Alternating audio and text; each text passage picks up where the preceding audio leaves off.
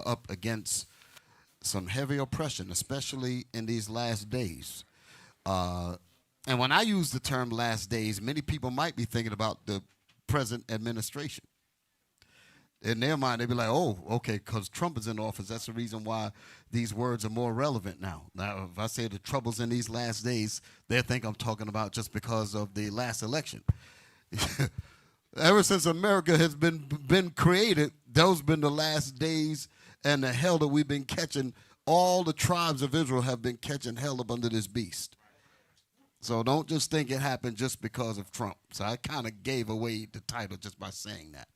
But let me deal with the title so we can get right on into it. All right? Let's put the thumbnail up there. The Trump effect in the days of these kings. And I when I sent that title to the brethren, they came back with the right thumbnail. I ain't even, because usually, sometimes I'll be looking, okay, put a little bit of this in it, I ain't had to do nothing. They already knew. And they just laid it out. Bam, it was perfect. And I know that we've been getting, most of the lineup has been Trump, Trump, Trump. Even things like the scriptures talk about at the last Trump, they say, okay, we'll throw him in there. You know what I mean? Trumpets, and which is all right. It's all right. But what I'm talking about when I say the Trump effect in the days of these kings, I am not just merely or individually speaking about Trump himself. Trump is a part of a whole system. And oftentimes we look for the boogeyman, so to speak. And we let all the rest of the boogeymen off because the media has warped our minds, have did a number on us. You know what I mean? You make us look at things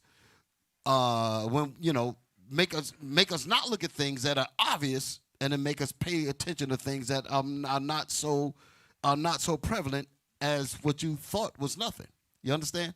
So media makes people think a particular way. So when people see titles like what I said, the Trump effect, they're just thinking about Donald Trump, the man himself. I said the Trump effect because his demeanor, everything that he's doing is in line with Babylon the Great 100%. And many people are basically looking at him talking about he's a 666. I can imagine they probably got all kind of memes out here and all that, calling him the devil, putting horns on his head and let all the rest of the Edomites off. And they all the same, okay? Biden is the same. Bush is the same. Reagan, Obama, all of them work for the same Satan. Okay, and that's what you got to realize. But why is it that most people are focused on Donald Trump himself? Is because he's putting it out in your face, so to speak. But it's not even because he's putting it in your face. The reason why you're seeing it more is because the media is putting it out there, letting you see it.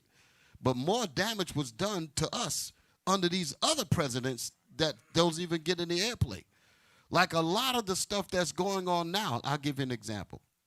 There's a lot that's going on in the news now talking about DEI hires, right? And they're saying that it's basically like your affirmative action, or they're just sticking people in these high positions, and they really can't do this and they really can't do that. And you got everybody mad at the so-called Negro. I mean, that's a hell of a thing now. Now you got such a spirit that's going on out here. People might be like getting ready to get on the plane, and they want to see the pilot that go in there. They say, "Oh, hey, I'm gonna say it because I know that's how some people are thinking. They won't say it, but I notice how they looking. You understand? They're like, I want to see what doctor it is. You understand?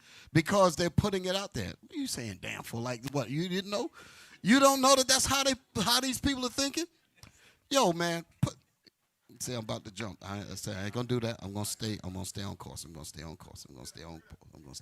There you go. Someone bring it out. This is how I get into trouble. But again, let me just digress right back to this here. The Trump effect in the days of these kings. Let's get right into the scriptures, right? Well, let me outline it, then I'll get into the scriptures. Like I said, and this is part one. I have to do this in parts because it's too much information. I've been working on this for like 2.5 days. And I had a lot going on this week, by the way, but I was trying to put all of this stuff together and make it make sense. And then I realized I got so many ingredients going into the pot. I said, if I just throw it all out there, I'm going to make a mess. So let me give it in pieces and steps. So that's what I'm going to do. So this is part one, right? The Trump effect is about the attitude and spirit of the pragmatists and sociopathic execution of their survival against the judgment of God. Let me explain that. Let me say that again. I said the Trump effect is about the attitude and the spirit and the pragmatists, because these people are very pragmatic. Let's look up the word pragmatic. Let's look at the word pragmatic, since I threw that out there. And then I said the spirit of these pragmatic type of people. And even though I've used the word pragmatic, when I talk about us, how we have to be pragmatic about getting things done, which means of no nonsense, meaning that we have to get it done irregardless. Okay? That's a good spirit to have in righteousness. But these people in this kingdom, they have that pragmatism coupled with sociopathic behavior, which means no emotions at all. I mean, they'll kill up whole families, wipe out whole colonies, and this and that, and won't think nothing about it. Okay, sociopath. You got it? Let's look at it. Definition of pragmatic. Where's my reader? I like to look at them. Okay, come on with it. Definition of pragmatic. Dealing with things sensibly and realistically. The word I want to draw is realistically. Realistically. They deal with things realistically. Read on. What does it say?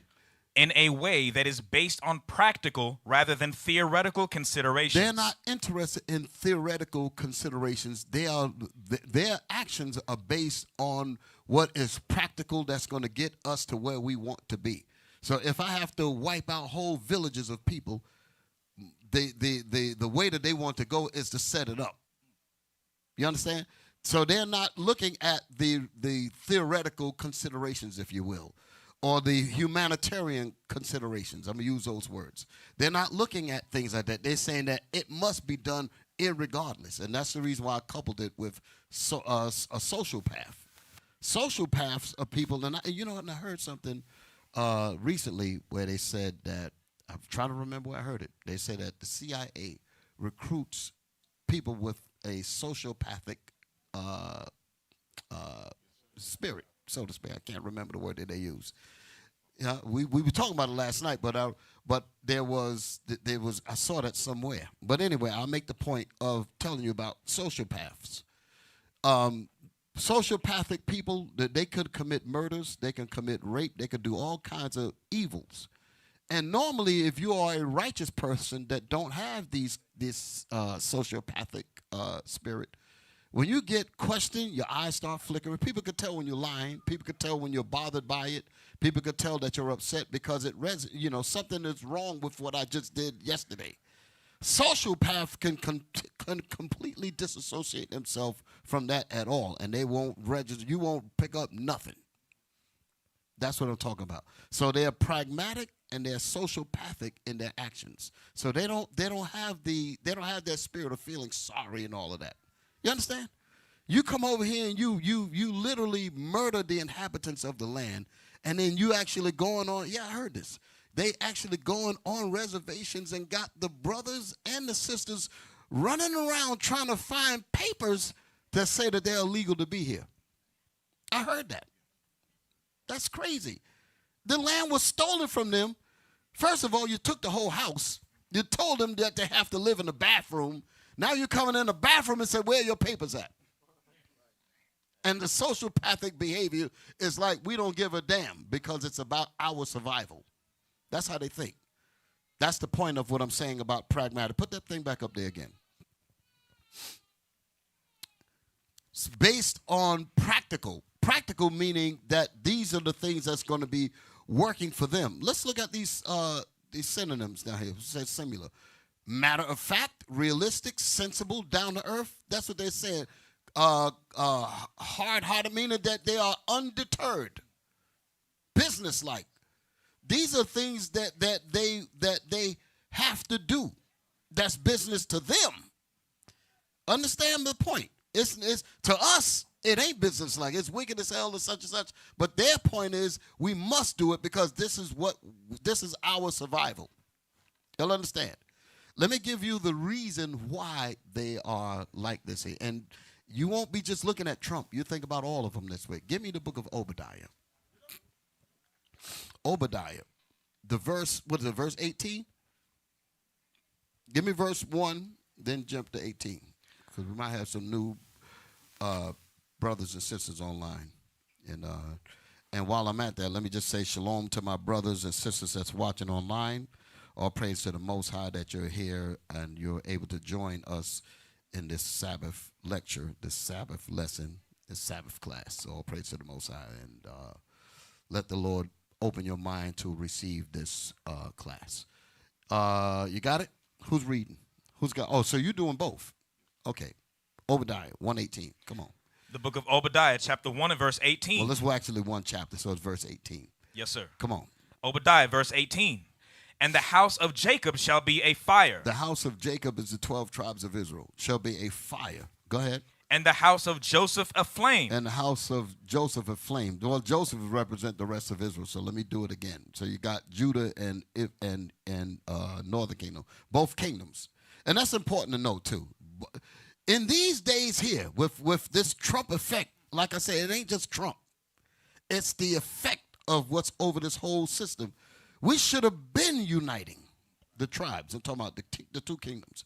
We should have, Northern Kingdom and Southern Kingdom should have been united. But we've been playing games, twerking, doing all kinds of evil and stuff. So the Most I said, let me turn up a little bit more where they're thinking that Trump is the problem when we've been the frog is, we're the frogs that have been boiling in America for the longest.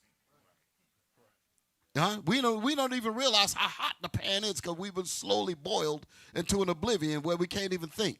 Now, Trump basically said, well, I'm not going to slowly boil them. Let me turn the fire up to the temperature that you've always been feeling. Now, all of a sudden, we're pointing at him. We've been boiling. Y'all all right? Where am I at? Read. What was I doing? What was I doing? I was reading something, right? Verse 18. Yes, sir. Read that again. And the house of Jacob shall be a fire. So now I know the reason why I went there, because I was talking about the two kingdoms, Judah and Israel. All 12 tribes need to understand that their unity, our unity, is so important today. We should have. It been important, but now it's more important because now the Most High is showing us. Listen, you better get your act together before I really start bringing the hammers down on you. Now I'm going to show it to you. Okay. So the house of Israel shall be a fire and a flame. Read. And the house of Esau for stubble. I'm getting into the reason why Esau is pragmatic and a sociopath when it comes to his murderous spree and the way he operates. Don't get mad at him. A lot of people think we're angry at him. Why in the world am I going to be angry at him? Hold it. Stop. Hold that. I need another reader. You don't move. Give me Romans 9. Give me Romans 9. Okay. Romans 9. Give me the verse where it says, who has resisted his will? I heard some craziness recently, too, talking about some Romans 9:13 don't mean hate, like it says there. All of a sudden, when it comes to Esau, hate don't mean hate. But so I'll deal with that in a minute. I don't want to digress from where I'm going. But how is it that all of the things that, wait a minute, when we were lynched on trees, was that hate? When we were dragged over here on slave ships, was that hate? When our women were raped every day, was that hate? How can we understand hate then? Now when the Most High says he hates them, all of a sudden it don't mean that. Yeah, show that picture there. This is love. Right? This is the kind of hate that don't really mean hate. Is that it? Look at this here. No. Go back. Yeah, I see you got the slides going on, but that's all right. This happened during the massacre. Wait a minute. The massacre in Tulsa, Oklahoma, was an act of love.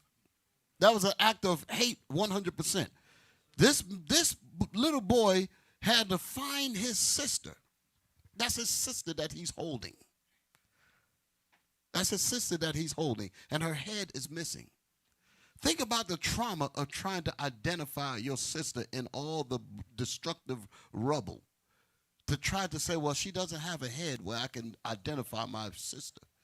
I have to go by what she last wore. Or look, maybe she have a scratch on her finger or something. I got to look for other things all over her body to try to say, is this my sister or not? Y'all understand that? That's an act of hate.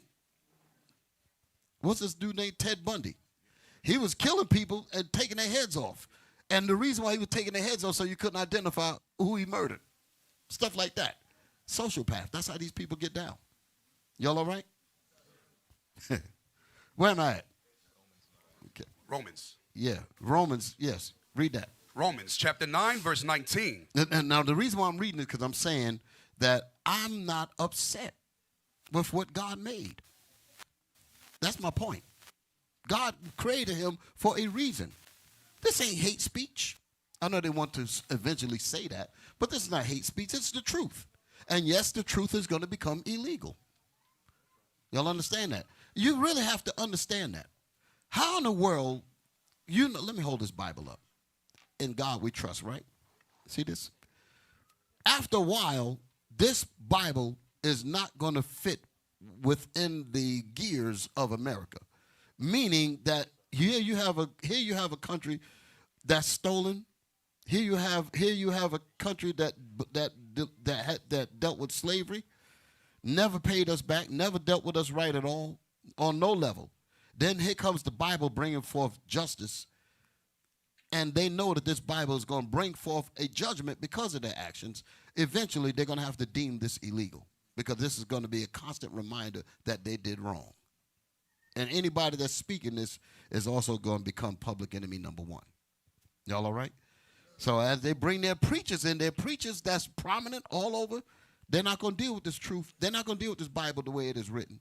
So they'll use them to coax the people's minds, to keep them asleep.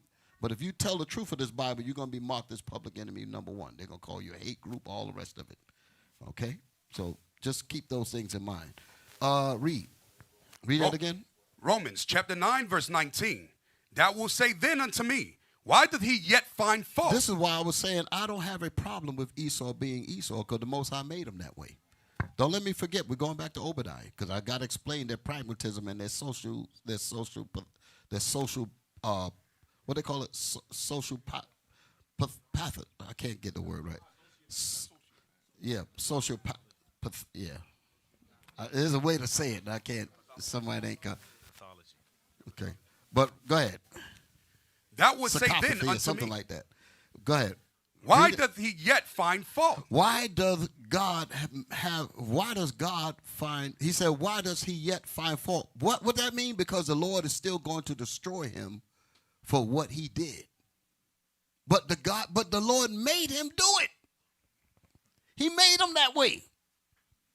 And he knows that. Esau knows that. Esau knows that he's on borrowed time. Esau knows that he doesn't have everlasting life. So if you know that that's your eminent domain, can't go no further than that, what would you do? And you trying to reconcile with this beast. You don't understand what you're dealing with. I've said that time to time. You don't understand what you're dealing with. We're talking about, so let's try to make some amends.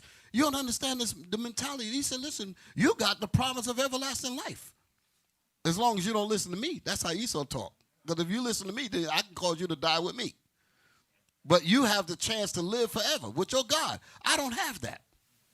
So being that I don't have that, I got to create havoc and hell and destruction.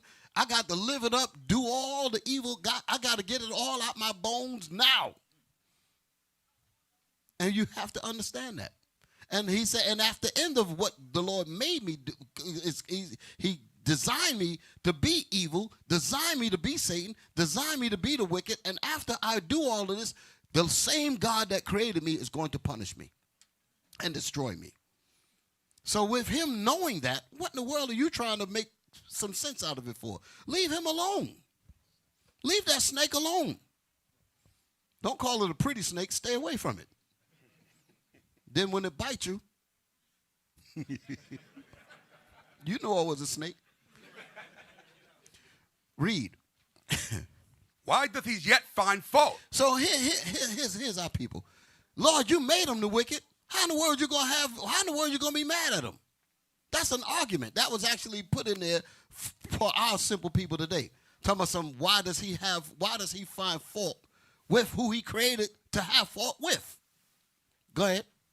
For who has resisted his will? That's the part. Who can resist the will of God? God made him that way. If you were made that way, how in the world could you do anything but be what God made you? So the argument was, well, if you made him that way, why are you mad at him? The Lord going to deal with that. Keep reading. Nay, but O man. In other words, Negro, shut the hell up. That's what he's saying. Nay, but O man, shut the living hell up. Shafop. Okay. Read it again. Nay, but O man, who art thou that repliest against God? Meaning you are a worm compared to me. Who art thou that replieth against the Creator? I made him that way. You better just stay out of his way because I made him that way. Go ahead. Shall the thing formed say to him that formed it? That's the Most High. He's explaining he's explaining the relationship between himself and the things that he created. I'm the power. I'm the Most High. I'm the all omnipresent power of all times. What did he say? Shall the thing formed say to him that formed it, why hast thou made me thus? He made one vessel to move his bowels in, and he made the other vessel to drink wine out of. What in the world could the toilet say to the man that created him to be the toilet? What else could the toilet do but flush? You understand what I'm saying? What else could a snake do but bite you when it was made to do that? That's the point. I know that just sounds, people say that sounds racist and all the rest of it. I ain't got time to deal with the Negro and his shenanigans. But you get the point. So if he's made that way, what could you do about it? Nothing. You just need to understand what it is and move in the way God made you. That's the point. That's what the problem is.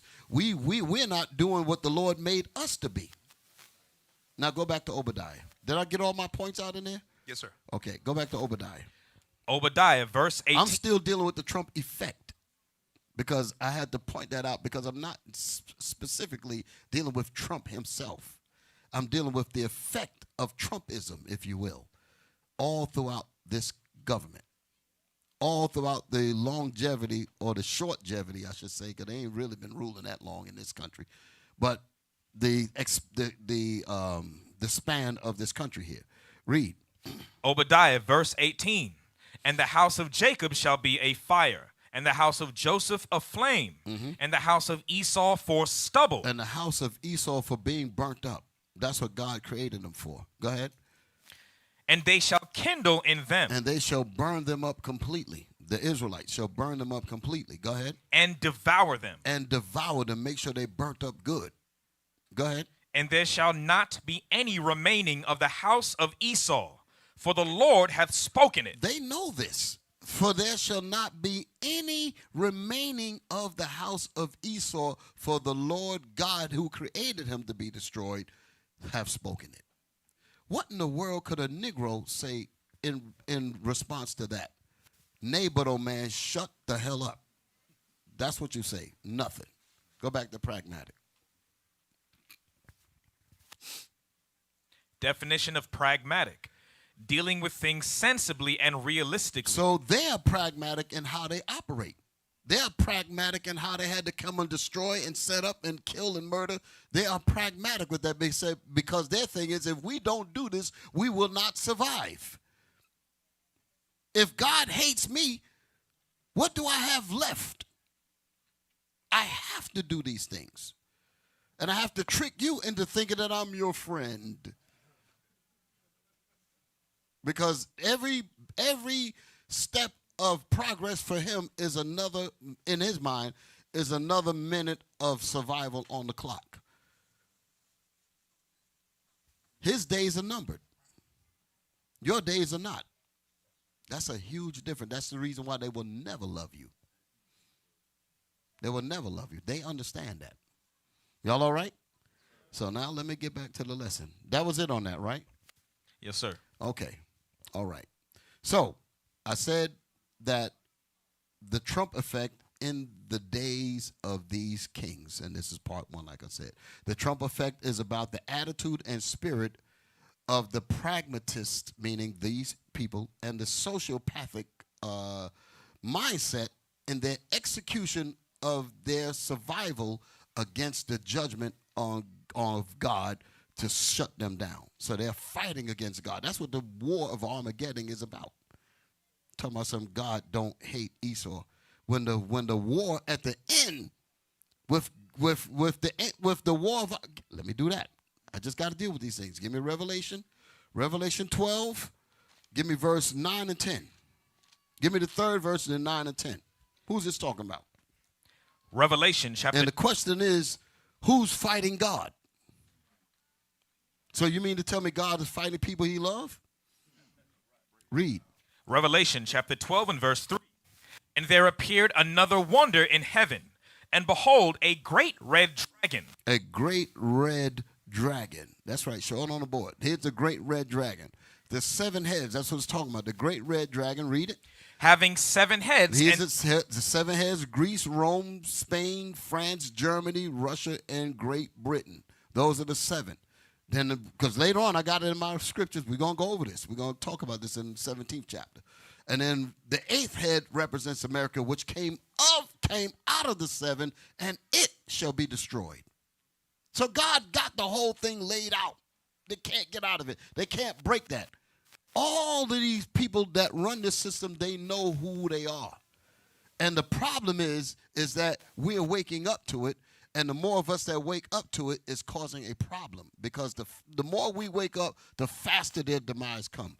Why do you think all this is happening with this deportation and all that? They're moving 30,000 Ukrainians into Chicago to get rid of the people there, because they're trying to break the tribes up. They don't want that. That's what listen, all eyes is on us. You better believe that. All eyes is on this group right here teaching this Bible. Because they said that group is going to end up waking up the 12 tribes of Israel, and we are in trouble. That's what's happening. Okay? Where am I at? And there appeared. Okay, there's the scripture. Go ahead.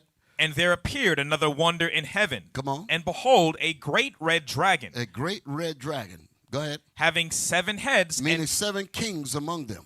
Go ahead. And 10 horns. And 10 horns, the common markets. EEU, so you can understand. NATO. Go ahead. And 7 crowns upon his heads. And the 7 crowns represents the 7 rulers, like I told you, like I just mentioned earlier. We just named them. Go ahead.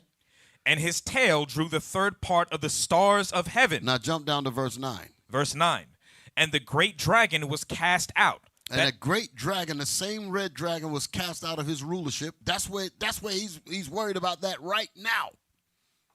And the great dragon was cast out. Go ahead. That old serpent, called the devil. The white man is the devil, because he's not white. You've been deceived in talking about white. You ain't never seen a white man ever you've never ever seen a white man ever. They don't exist. Just like a black man don't exist. You ain't none of you black per se. Ain't none of you quote unquote white per se. The Most High give the color red. Read. And Satan. And it's called the devil, and he's also called Satan. The word devil means evil. The word devil means evil. The word Satan means adversary. Okay, he's the adversary of God, and the devil is the vessel that brings evil into the earth. And evils were multiplied when these people started ruling. So there you go. Y'all understand that? They know who they are. That's in their history books. They know that. Go ahead. Which deceiveth the whole world. What did this devil do? Deceive the whole planet with his main media, ABC, CBS, and that's the point that I was getting at earlier. Our people have been put to sleep into thinking that Trump, the man Trump, is the only one with a 666 in the back of his head, so to speak, like the little omen child or something, and everybody else is good fellas. Meanwhile, the reason why, because I was talking about the DEI thing. Trump made a statement about the air traffic controllers. And he said, we want the best people in there. We don't want any DEI employees in there, stuff like that, right? And they throwing that word out there. And we already know what affirmative action was all about. Let me just say that from the offset. Affirmative action was not about putting just shooting people into these positions that were not qualified. It was the contrary. Our people were being denied with the qualifications because of their color. Y'all understand that? But how is it that they are able to get away with a narrative of saying that they don't have many of our black people that's working in these fields, and because of that, they're saying that the government and Biden and the rest of them, they always throw these different people up, is pushing these people into these positions, putting them into traffic controllers, putting them into technical occupations and so forth that require quote unquote intelligence and superior brains and all this stuff. So they say, why is it that this government force is forcing mediocre people into these sensitive positions? That's what they're saying, and the American public is buying it. They're actually buying it. That's why I was making the statement earlier about getting on a plane. They're gonna be sitting there and be looking and say, "Oh, okay, he must be a DEI hire." Meanwhile, he's the smartest. Like I give you another example. I should have brought. If I would have been thinking about this here, I have an article on this doctor.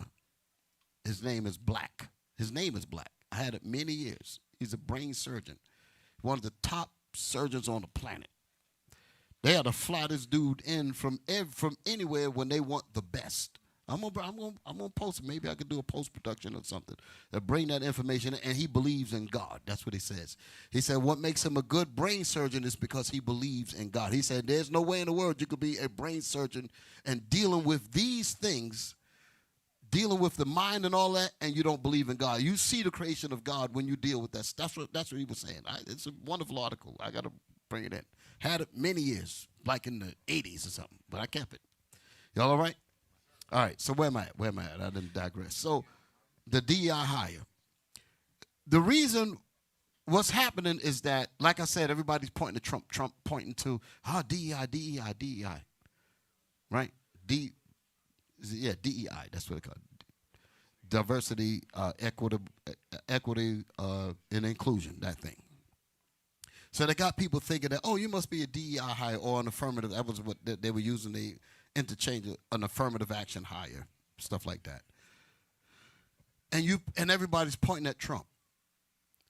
The Biden administration, your old friend Biden, with his Sleepy Joe, with his crime bill, got many of the black fathers destroyed, where a lot of the kids that came up in those families never even had fathers to even make sure that they went to school to learn this and that and different things. You feel me? A greater crime was created underneath that than somebody merely pointing and saying this and that. You dig what I'm saying? But why is it that people never really saw it? Why people never really paid attention to it? Because the media, like I said before, that's the deceiving that we were talking about in Revelation, did not really make you see it. In other words, they say if we don't show it to the people, they won't see it. They can hide things right in your face. If your mind is not tuned to it, you won't even see it. So depending on what they turn your mind to see, that's the only thing you're going to notice. You feel me? So that's the point of that whole thing. Read that thing again, that deception. That 12 and 9. Revelation chapter 12 and verse 9. And again, I'm explaining the pragmatism. Go ahead. Revelation chapter 12 and verse 9. And the great dragon was cast out, that old serpent called the devil. That old serpent called the devil. Go ahead. And Satan. And Satan. Come on. Which deceiveth the whole world. Which did what? Deceiveth the whole world. He deceived the planet Earth with lies. Huh? Yeah, all of these media people, that's what they did. All of these people got people's minds on channel 0. The things that they supposed to notice, right? The things that we supposed to notice, like these people been evil. They ain't just waiting for the omen, like Trump is an omen, 666, Damien. This whole system has been that way. But the media made you think that these people was all right, and then all of a sudden they give you the boogeyman. Now all of a sudden everybody's scared of him. When the word is Obama deported more people than Trump did to this day. But how is it that nobody knew that? Because the channels weren't telling you to look at that. And they never brought the cameras in to show you what was actually happening. But now they're bringing the cameras to the workplace where they putting Ephraim in cuffs and all that. Going to Issachar and different places, got brothers scared all over the place. When you had a more chance of getting deported underneath everybody else. But now because they're showing it to you, now you're all up in arms and you'd have forgot about everything else. That's an example of deceiving. A better example of deceiving is saying that Christ is white. There's no Bible on the planet in written words that give you a quote-unquote Caucasian image of Jesus. Nowhere. But you go to your little babies and say, who is that? And they say, that's Jesus. Little Charles Manson looking thing. Huh? They show that thing and the baby talking about something, that's Jesus. Yeah, show that thing up there. Don't show it up there too long now. They say that's Jesus. Y'all all right? Okay. Read the rest of that thing. Yes, sir. He was cast out into the earth, and his angels were cast out with him. And all of his constituents, his preachers, his politicians, everything is going down with him. All his powers, all of the things that work with him is going down with him. His education, his political system, his preachers, his wicked music, everything is going down with him. All of those are his angels. Those are his messengers, angels and messengers to your brain. They send you evil messages through music. They send you evil messages through these wicked preachers, through these politicians, through these policymakers. All of these people send evil to your mind to blind you. The Lord is going to take him out and take out all of those messengers with him, the angels that's with him. They all going. And they're going to lock all that up. Y'all all right? So they know that this is coming. So they said, listen, being that we're on borrowed time, they said, come. Let us come together and stop those Israelites. That's what the point is. And that's not just because of Trump. That has been going on. Y'all all right? I'm not telling you to go to sleep on him, because he's out here to burn you. But we've been getting burnt the whole time. We've been told that it's not fire. We just told that it just looks hot. Meanwhile, our behind is literally burning up. Okay. Now, so we read that, right? You finished that verse? Yes, sir. No, it ain't. There's some more on there. Read what? No, that was verse 9. Read verse 10. Verse 10. And I heard a loud voice saying in heaven. Now, so when this man goes down, and the great dragon was cast out, that old serpent called the devil and Satan, and all his angels and his ministers, everything that's involved in him is going to be destroyed along with him. When he goes down, what's going to happen? Now is come salvation and strength and the kingdom. So what is in the way of our salvation? You see what I'm talking about? Right there in the Bible. It's letting you know our salvation comes when these people are no longer ruling. That's what 2nd Ezra is talking about. And Jacob is the beginning of the world that followeth after Esau is the end of the world being destroyed. For Jacob, it said for Esau is the end of the world, and Jacob is the beginning of the world that followeth. So if it's going to follow, where's it going to follow at on earth? A lot of people just don't pick up on small things. It says, right, there's little words. For Esau is the end of the world. The world is talking about the planet. When he's gone, they said, then Jacob is the beginning of it that followeth. So when Jacob rules, where is he going to rule at? In earth. So it's going to be a change of worlds. They don't want that. That's what we're reading here in the 12th chapter. Verse 9 is the destruction of Esau and the 7 heads, the great red dragon, and the 10th verse is Israel rising. Read 9 and 10 again, then we're going to move on. Yes, sir. Revelation. I'm pointing this out because I'm letting you know that the Trump effect is about what we're reading. And don't just think it's talking about Trump. It's talking about all of them. Kamala Harris, all of them. Because they be like, well, damn, man, y'all don't sound like y'all like Trump now. All of them are evil as hell. Hell, I'll be honest with you. Trump is actually better for us than Kamala was. Because he's going to force Israel to get the SH together. You don't need to be somewhere popping your fingers, switching your behind, twerking, killing babies wholesale, talking about some you all right. No, you need a wake-up call. Just like I spoke to some brothers earlier during the time of Mondale and Reagan. Black folks wanted Mondale because he was talking about programs and Section 8 and all that. And black folks are like, yeah, we need that thing. The Lord said, that's what you want, but I'm going to give you Reagan. Reagan said, no more handouts, no more dough, no more student loans, no more this, no more that, no Section 8, no nothing. So black folks had to get off their ass and organize and work a little bit. Yeah, we don't want that thing. And the Most High is doing that now. It's time to wake up. It's time to wake. Surely oppression maketh a wise man mad. You've been lullabied into thinking that you ain't oppressor. You have been all right. Let me watch some twerk. Let me twerk to Kamala and Biden and all that foolishness. The Most High said, no, I need to agitate you to make you move. I didn't put you to, rise up, ye women at ease, all that. Read, where were we at? Revelation chapter 12 and verse 9. Mm-hmm. And the great dragon was cast out, that old serpent called the devil, and Satan, which deceiveth the whole world. He deceived the whole planet Earth with his media. That's what we was talking about. That's why I put that up there earlier. All the media figures. Go ahead. He was cast out into the earth. He was cast out into the earth. Go ahead. And his angels. Into the earth meaning captivity. In the earth meaning no more rulership. That's what it explains that in Lamentations. Let's read that real quick. He was cast out into the earth, meaning no more rulership. These daggone deceiving preachers made you think that this happened way in the beginning of time.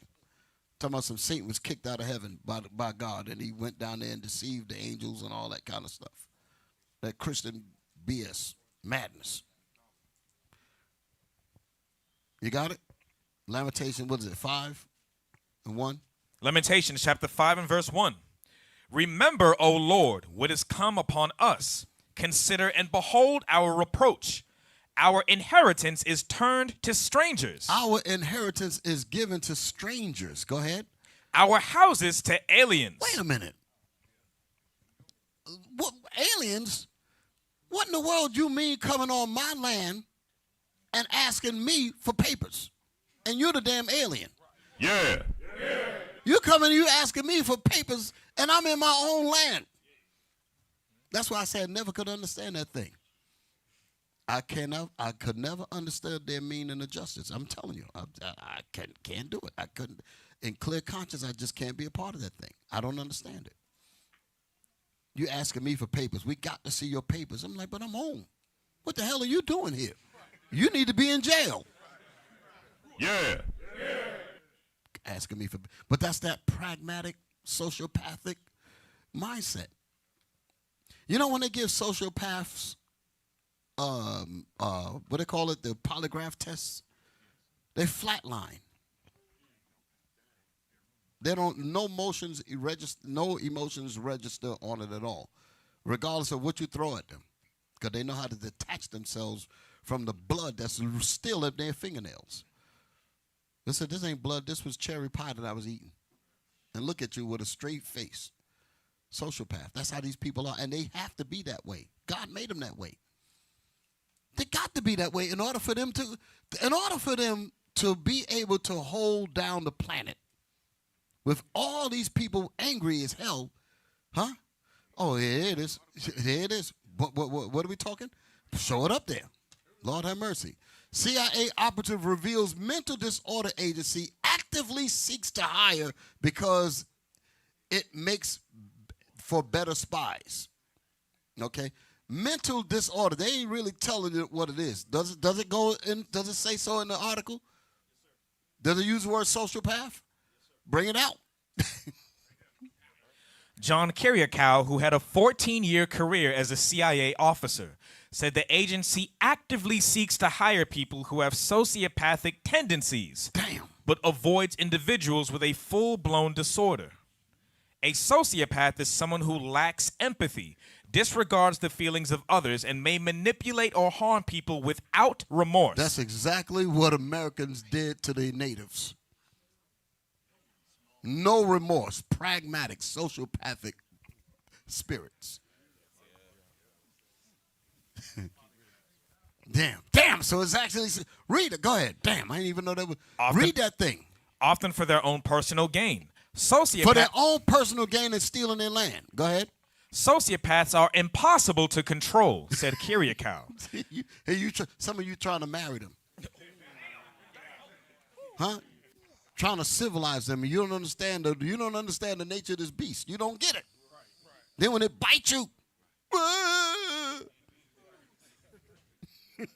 go ahead, man. Read. They slip through the cracks because they slip through the cracks. Come on. Because they have no conscience. They have no conscience. Hey. Stokely Carmichael. Stokely, can we find that? I should have given it. Do y'all have that on deck? Hold it. They have no conscience. This is going back to Dr. King. In the 60s.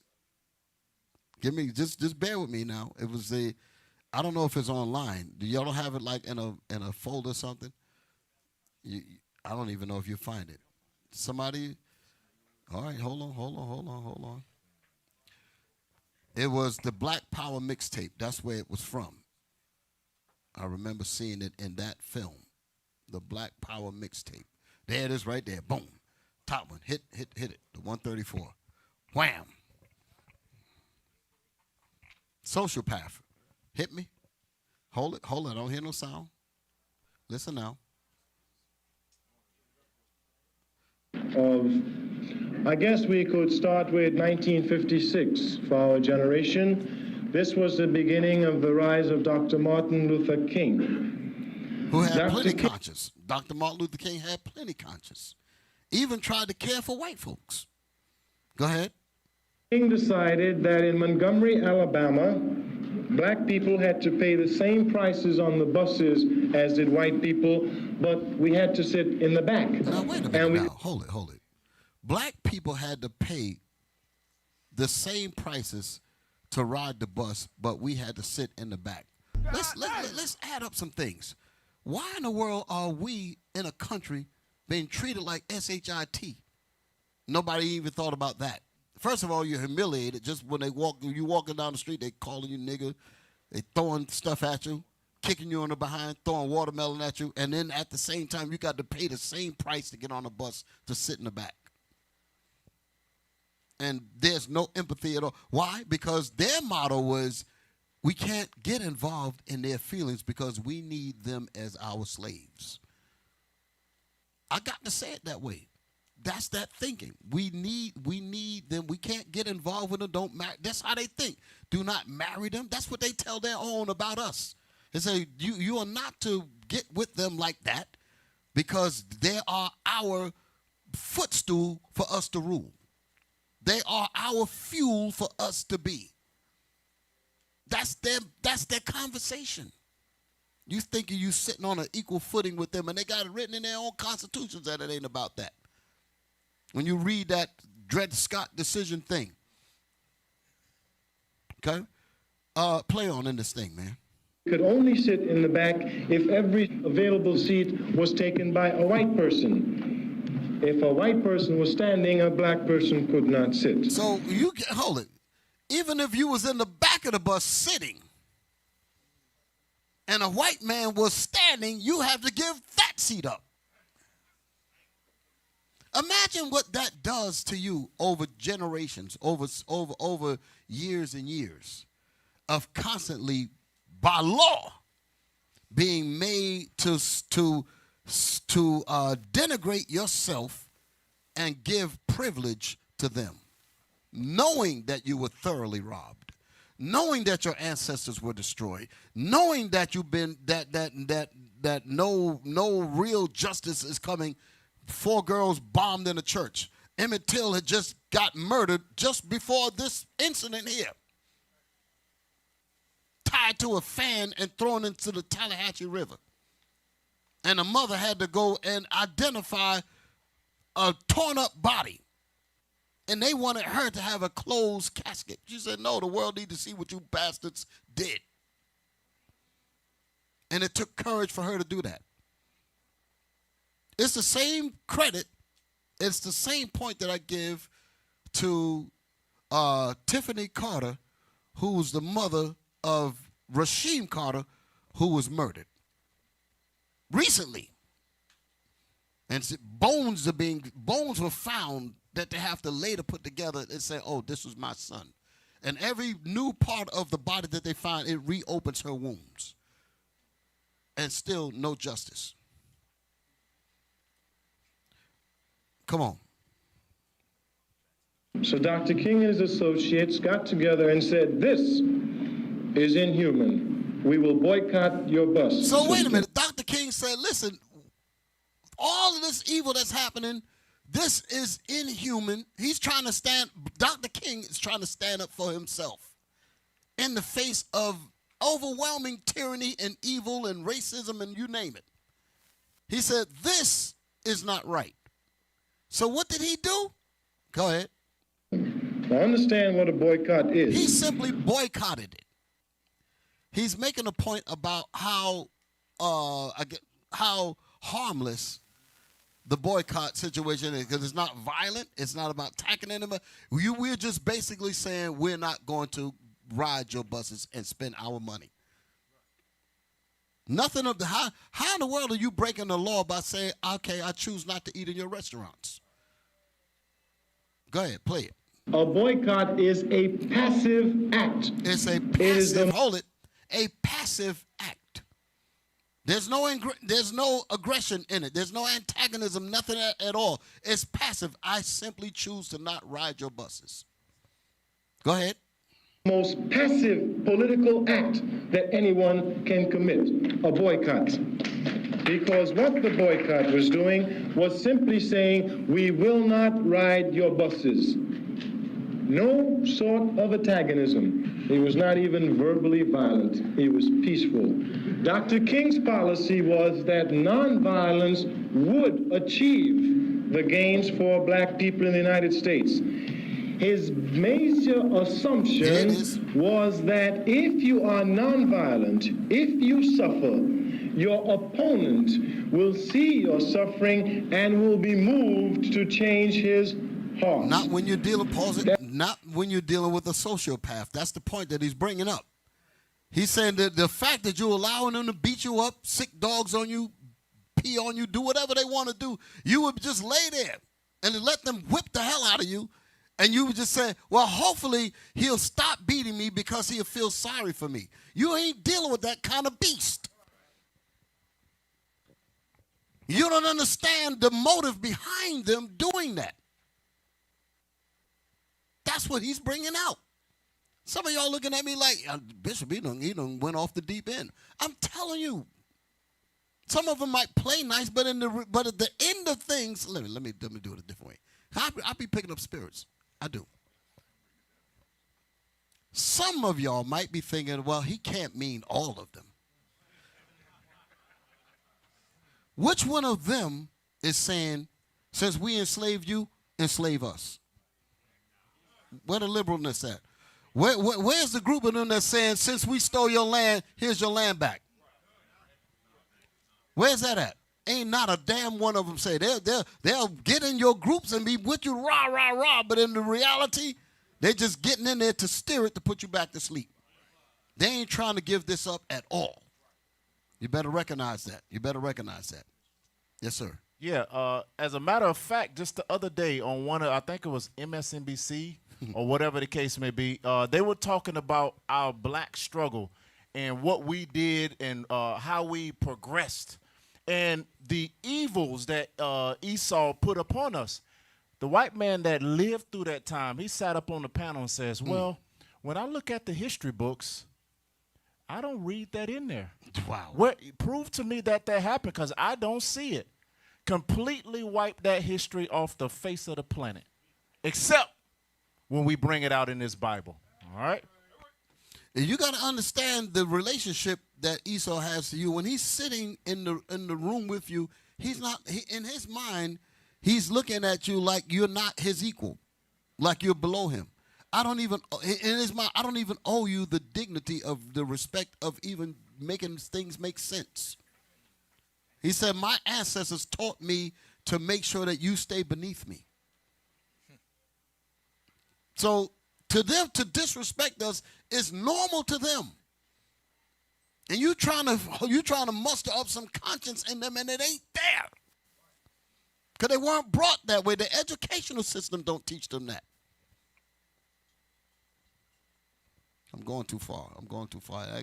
I got no tether. I got no tether behind me to make sure I don't go to, Read. Lamentations chapter 5 and verse. No. That ain't what I wanted. Hold that. We keep that in the chamber. Pragmatic. Put pragmatic. We ain't going back to the film. I know I got to finish the film. Put the pragmatic back up. The sociopath, the thing that we were looking at, the CIA thing. Yes, the article. Put that back up there again. What's that part at? Sociopaths are impossible. Go ahead. Right? No. The one above it. Lack empathy.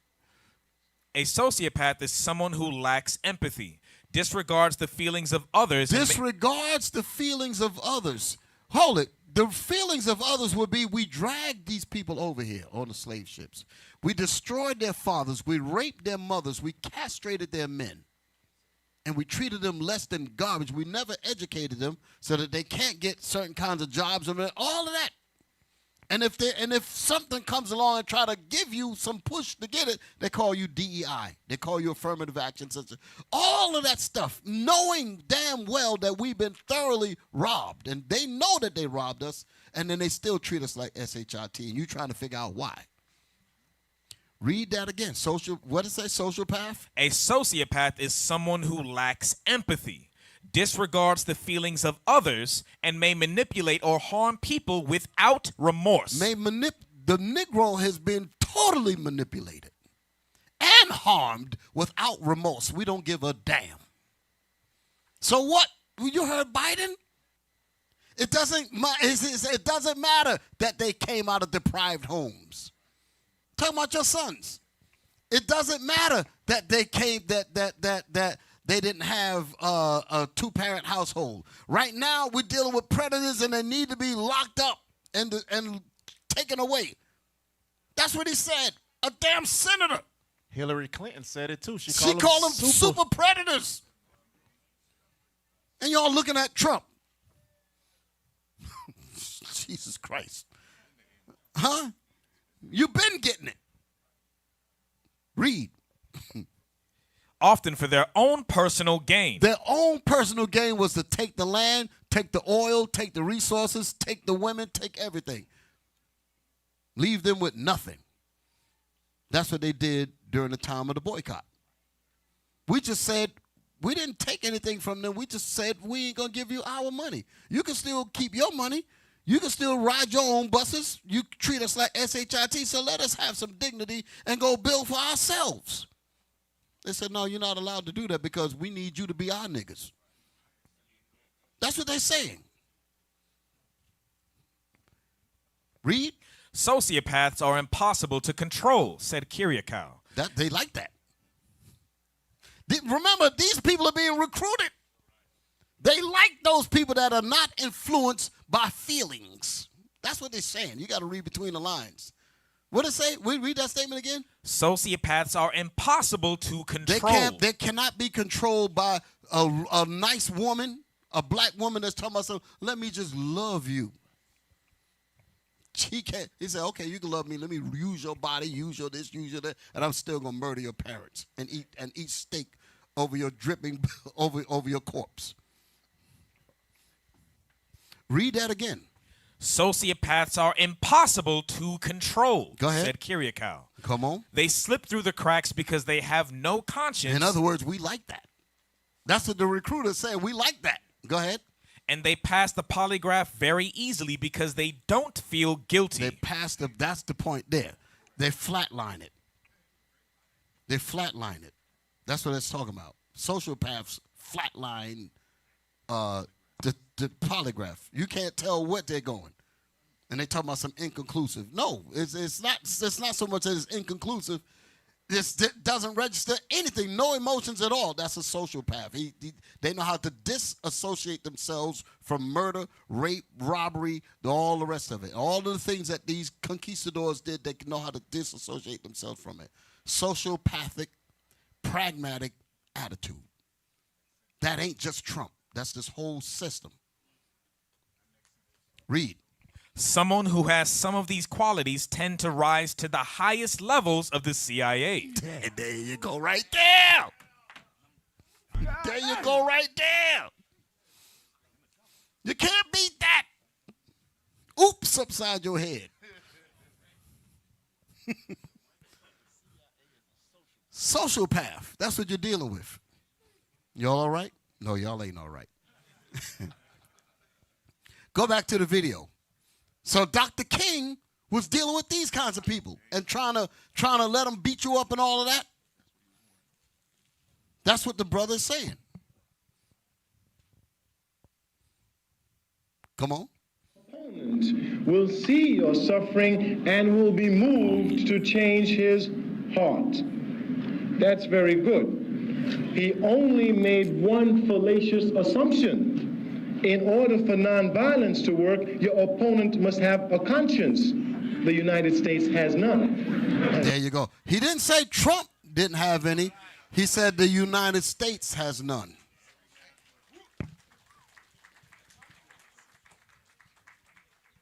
There you go. He said, just in case you don't understand, everybody that sit up in that seat is a sociopath. Are y'all all right? How in the world could you become president knowing that you have a populace that have been systematically destroyed and you literally do nothing for them? And you act as if they're okay. That's a sociopath. They don't need any help. They don't need this. And if somebody tries to get them up there, you're a DEI. If you try to build your own schools, despite the efforts to keep you from learning, they come against you. A sociopath. When Ukraine had all the problems, all the situation, and 30,000 of them came in, they didn't ask them for no papers. Gave it to them. 30,000 of them went to Chicago to basically whiten it out. Got too many niggas up there. I got to speak frank because that's how they talk. I'm quoting them. Y'all understand me? Huh? It says too many of them up there. Get them up there. So when they brought them in there, they ain't asking them for no papers. But at the same time, they're sending groups through and grabbing up people and saying, you got to go because you don't have your papers. And meanwhile, they literally own this. Their forefathers own this. Sociopath. Here we go. Your friend of mine, Joe Biden. Hit me. They had no background that enabled Back them it up, to- back it up, back it up. We need all that. You busy talking about Trump. Look how he looked, too. And then you got to think about it. His son.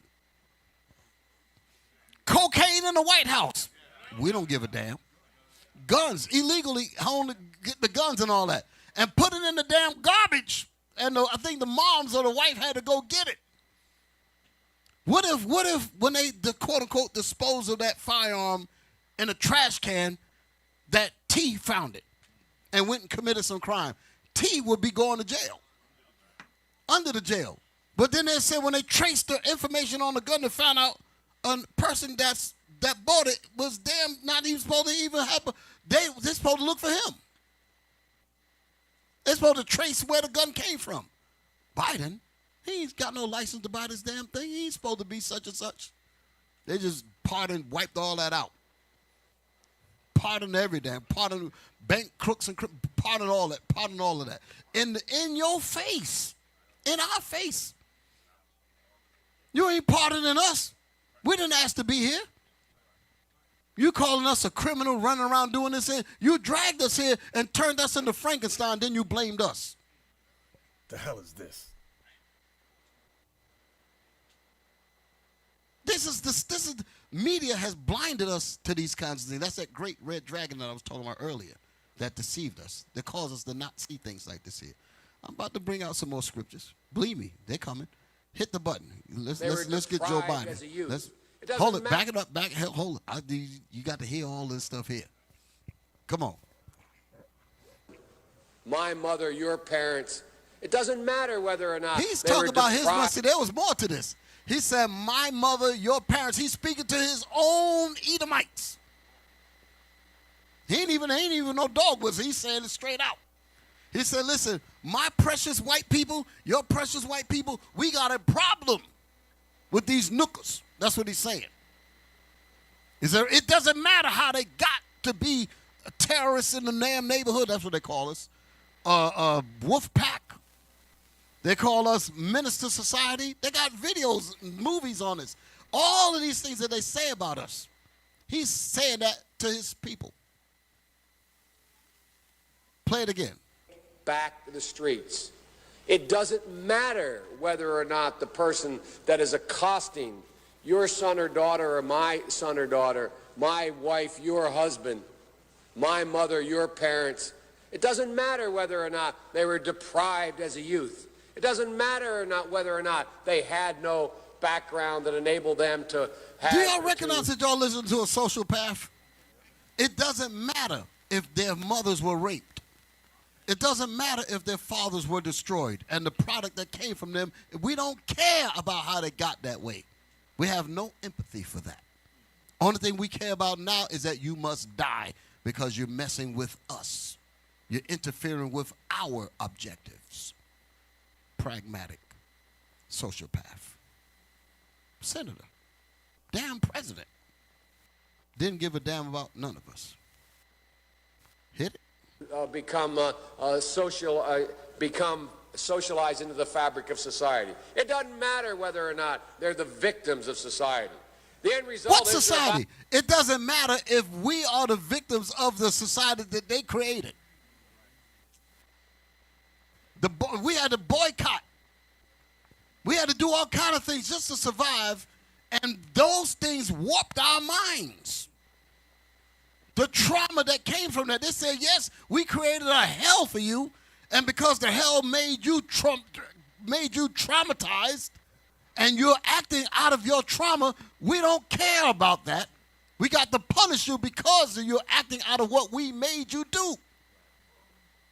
Lock you up and throw away the key so that me and my babies and my white privilege so that we can live in comfort on stolen land and we can eat on top of their dead bodies in comfort. On Thanksgiving, on Thanksgiving, and eat the cranberry sauce and pluck the feathers of the brothers and all that, and the stuffing and kick their heads on football day and all that. Having a good time. Y'all all right? That's what he said. Come on, play some more of this, and then we're gonna get on with the lesson. Mother on the head with a lead pipe, shoot my sister, beat up my wife. Shoot my take sister. on my What if he son. shot your sister with the gun that your son bought? Back that up again a little bit. See, huh? Y'all hear this? Shoot my sister, beat up my wife, take on my sons. So I don't want to ask what made them do this. They must be taken off the street. That's number one. There's a consensus on that. Unless we do something about that cadre of young people. Call it the cadre of young people. In other words, a wolf pack. A clump of evil. That's what's happening now. That's what's happening now. When this plane hit this helicopter, they're questioning it. They're looking at it. They say, you know what? You ain't even qualified to be dealing with no planes flying and all that. So now I'm just saying it. I'm just saying it. Our people going to work. And if they got that hue, they got that melting, people going to be looking at them like, do you really belong in there? Even though it's not said openly. But that's the thought. And that kind of spirit that kind of psychology that's subtly seeping into the minds of our sisters and into the minds of our brothers, listen to me carefully, we had to normalize traumatic psychotic behavior just to survive. We have to normalize living like that. We have to make sense out of that. We have to endure trauma and make it work anyway. And nobody gives a damn. Go ahead. Thousands of them, born out of wedlock, without parents. Why are they born out of wedlock? I mean, you can just go on and on. Why are these kids growing up born out of wedlock? Because because in the 70s, which is the era that he's talking about, their fathers were destroyed. I showed that in some of the classes prior to this one, talking about the absence of fathers. A systematic situation existed that literally took the fathers out of the homes. And then when they grow up without no fatherly guidance, then they go out and do these kinds of things. Then you get a senator that's basically saying, lock him up and get rid of him because he's a menace to society. Sociopath. I got to drill this in. I got to drill it in. I know some people say, damn, he's been on this thing for a long time. But I got to drill it in because sometimes we forget. Go ahead, play on. Without any structure, without any conscience developing, because they literally, I yield myself 3 more minutes. Stop. He said, listen, man, I know my time is up, but I need more time. I got to say what I got to say. I yield myself. He don't sound like Trump to me. He said, I don't care what y'all got, that red, blue, that gavel, that red and yellow and green thing that tell you when to go and stop. The hell with that. I'm going to say what I say. I'll give myself 3 more minutes. I need to get these points out. Go ahead. Because they literally have not been socialized. They literally have not had an opportunity. We should focus on them now. If we don't, they will, or a portion of them will, become the predators 15 years from now. And Madam President, we have predators on our streets that society has, in fact, in part because of its neglect, created. Pause. He said because of neglect created. I wanted to make sure y'all heard that part. He said of what neglect created. Without seeing faces, I'm gonna show you how we've been psychologically trained to see things without even seeing it. As he was talking, did you think about white boys? No. Only thing that popped in your mind, let's be honest, was your black sons. Everyone sitting in here, that's who you saw. When he was talking, you saw your own black sons. And if we saw that, when they walk the streets, everybody else sees that too. So don't tell me that when they make a point about DEI hires and all that, people ain't thinking that way. That's a thought that's out here. I'm just showing you. And that's been the deal. Trump wasn't nowhere around when this was going on. Trump was somewhere talking about building a high rise. Trump towers and all that. He wasn't nowhere near connected with any of this. Now all of a sudden, all of it fall on him. No, this thing been going on. The Trump effect, that's the point. What you look at now, when you say Trump, Trump, Trump, what he's doing now, that effect has painted this whole country. Now, I'm going to read some scriptures that back that up. Y'all all right? We're about to get into it. So, all right, so that's it on that, right? Was that it on this? Okay, that's enough. That's enough. So now,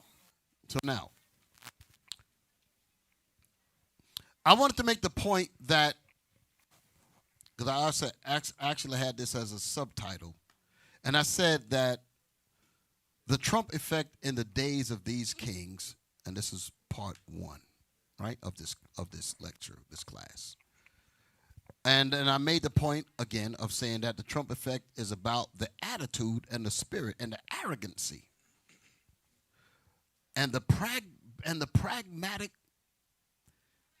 and the sociopathic spirit on how these people operate, on how these people operate. And they operate so that they could execute their endeavors for their own survival against God's judgment, who's going to wipe them out, like it said in Obadiah. We didn't finish reading that, did we? Let's go back to that Obadiah. Let's put the period on it. Don't leave it loose. Yes, sir. Obadiah, verse 18. This is explaining why they have this sociopathic, pragmatist type of attitude. Come on. And the house of Jacob shall be a fire, and the house of Joseph a flame, and the house of Esau for stubble. Go ahead. And they shall kindle in them. And they shall kindle in them, or they're all going to be destroyed. God's saying that. Go ahead. And devour them. And they shall be devoured. Go ahead. And there shall not be any remaining of the house of Esau, for the Lord hath spoken it. For the Lord himself has spoken it. So there's no getting out of that at all. So if they knowing that that's their imminent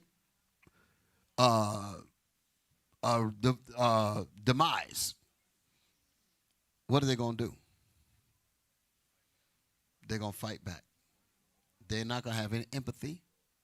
They're not going to have any conscience towards you, none of that at all, because every second is ticking away in the hourglass for them. That's some heavy stuff. That ain't your fate, that's their fate. That's their fate, F-A-T-E. Okay? So, during the putting to sleep of the people's minds, we've been made to believe that we have certain freedoms. Some of the black folks, because, you know, they sending these people out. They got ICE police. I remember a few weeks ago, I mentioned MJTF, which is basically the same thing, multi-jurisdictional task force. They don't really have to abide by certain local codes and all of that. It's more on a federal level. They're going in and snatching people off jobs and this and that and the other. Wait a minute. Illegals? They're saying that these are drug dealers. They're harming rapists and all that, but you're arresting them on the job.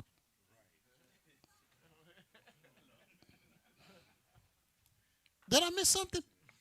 You didn't catch them in a crack house. You didn't catch them in a rape den or something. You catching the men while they're at work. God damn. Give me the picture, man. I saw Latinos for Trump. Do we have that? Show that up there on the board, man. Here it is. Wham. He got a T-shirt that says Latinos for Trump 2024. The hell is this?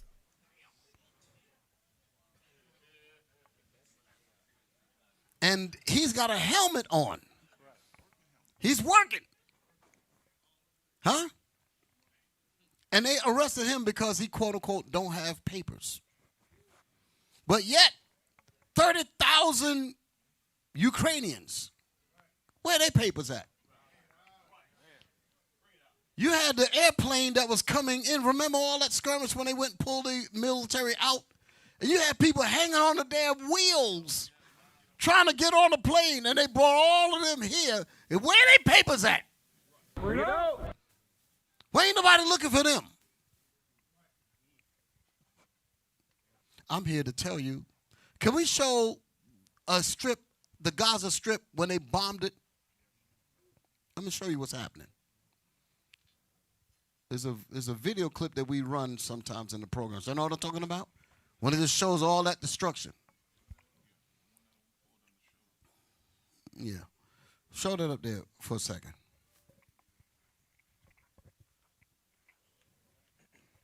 Just bear with me, brothers and sisters. How much time I got? Because I'm getting ready to get into. Okay.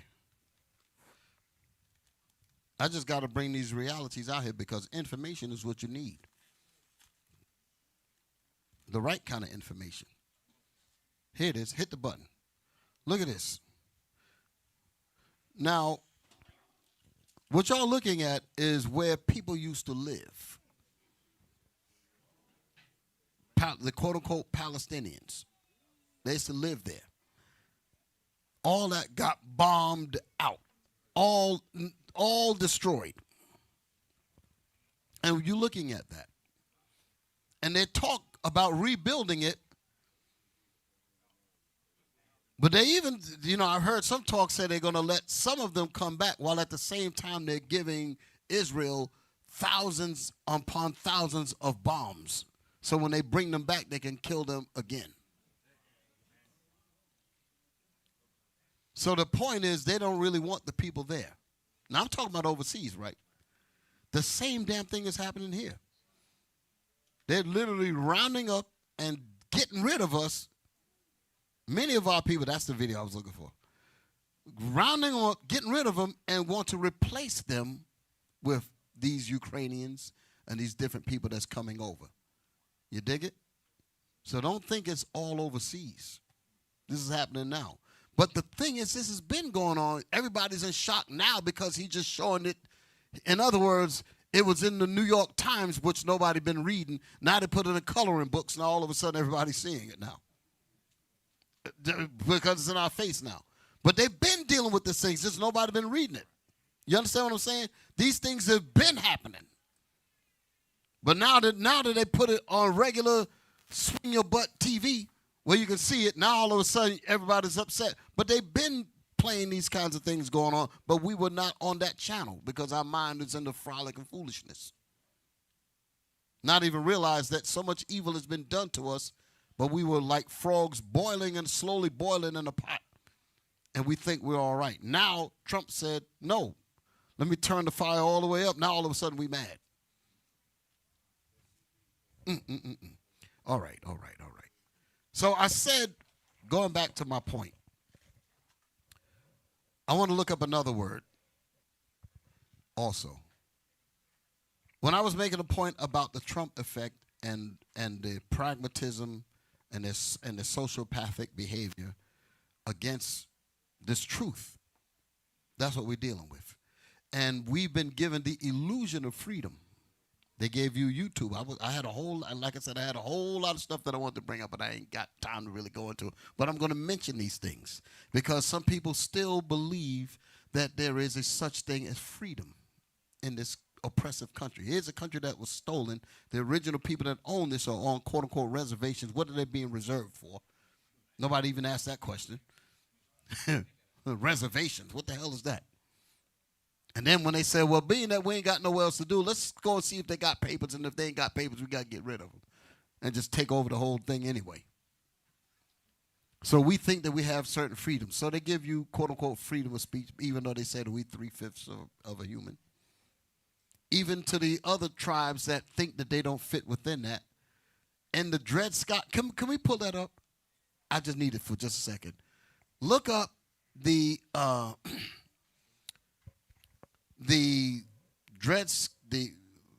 Sanford versus Scott 1856 December term.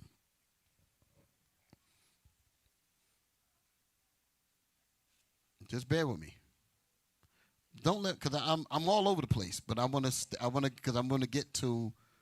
Remind me to go back to draconian because I want to talk about draconian. You got it? Yes. Open it up. I want to find the part where it got the numbers in it, like 1, 2, 3, the articles. This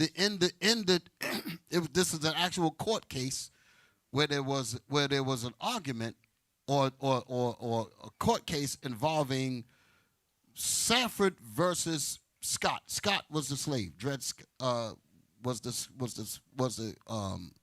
slave that wanted to sue Sanford, wanted to sue the white man in court. And the white man said, what the hell is this horse suing me for when he's not even in the Constitution? I'm using that so you can understand what the case was about. You dig it? Because that's basically what they were saying. He's not a human being. How in the hell are you going to have him in a court with me talking about he's suing me when he's not on my level? That's what this was saying. Now let's read it. Hold it. Show it on the board.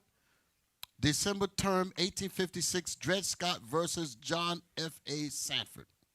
Plaintiff in error. That's what they would say. Like this. What kind of court could it? It's an error. It's erroneous for you to even be here.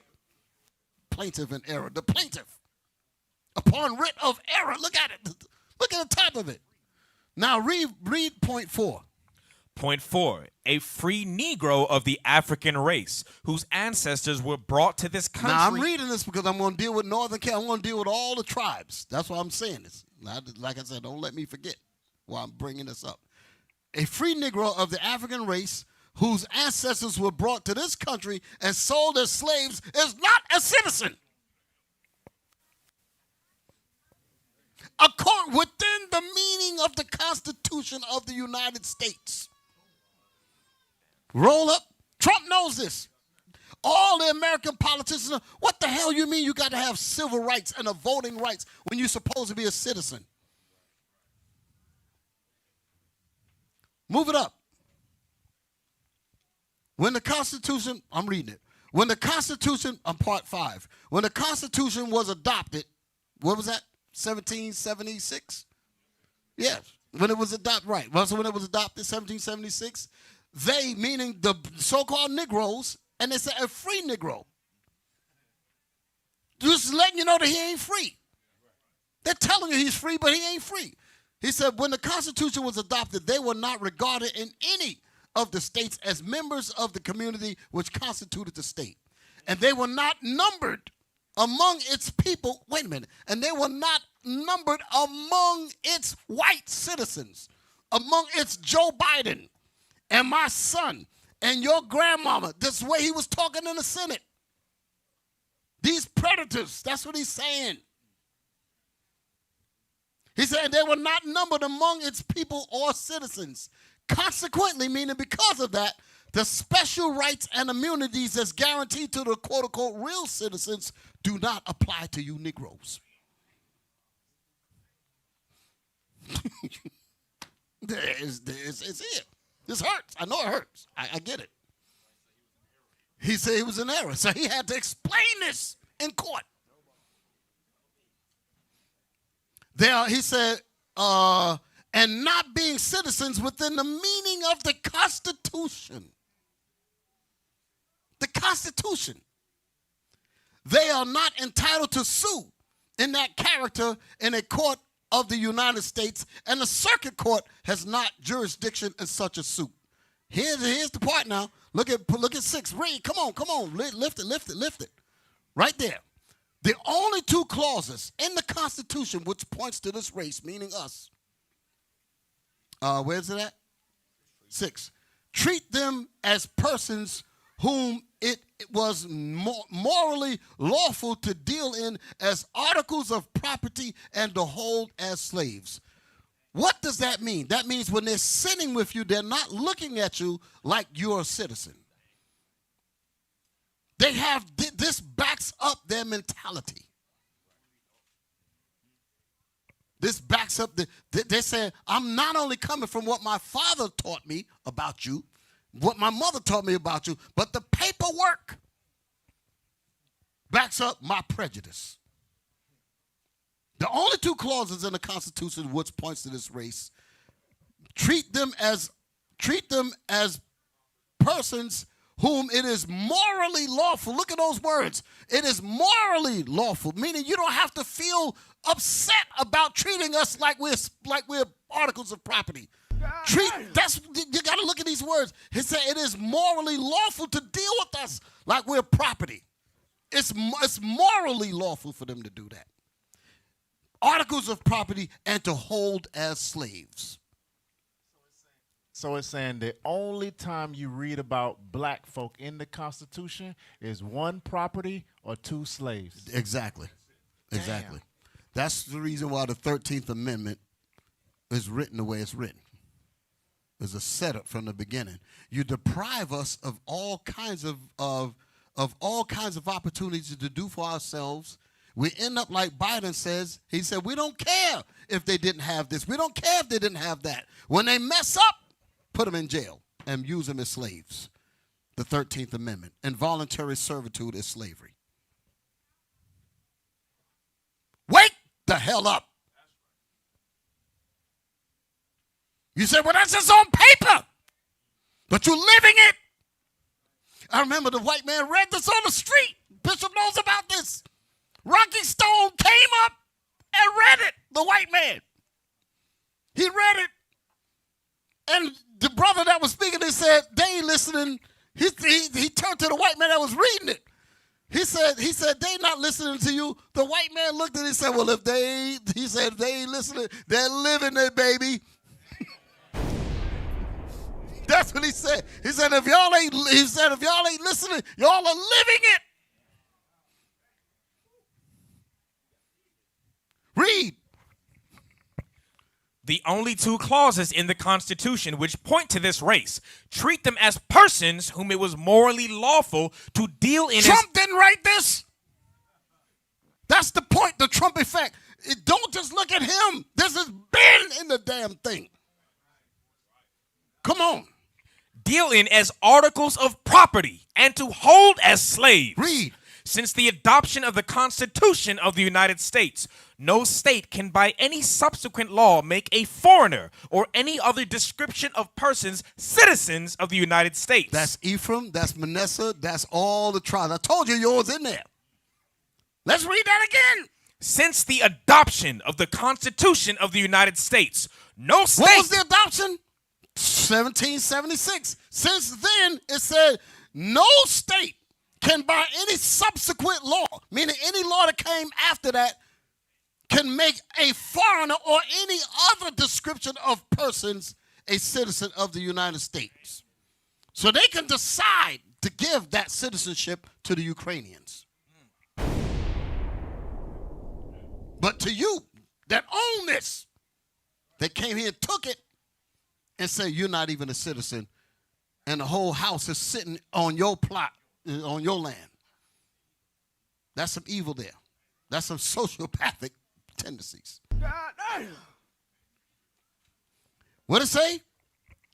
Since the adoption of the Constitution of the United States, no state can by any subsequent law make a foreigner or any other description of persons citizens of the United States, nor entitle them to the rights and privileges secured to citizens by that instrument. So the rights and the immunities and the privileges that are given to regular white folks do not apply to us. Go ahead. You wonder why you talking about something. Where's our voting rights? Every so many 20 some odd years, you got to go back again. What the hell you mean civil rights? If you're a human being, you don't need no damn civil rights. That's crystal clear, easy to understand. That's letting you know that we are not citizens of this goddamn place. And it is God damned. I'm going to read that. I ain't letting you go without reading that. You're going to need that thing here because I know a lot of us who say, we're not part of the American dream, and we feel it all bad. No, you need to know that the Lord going to destroy all this and give you your real kingdom.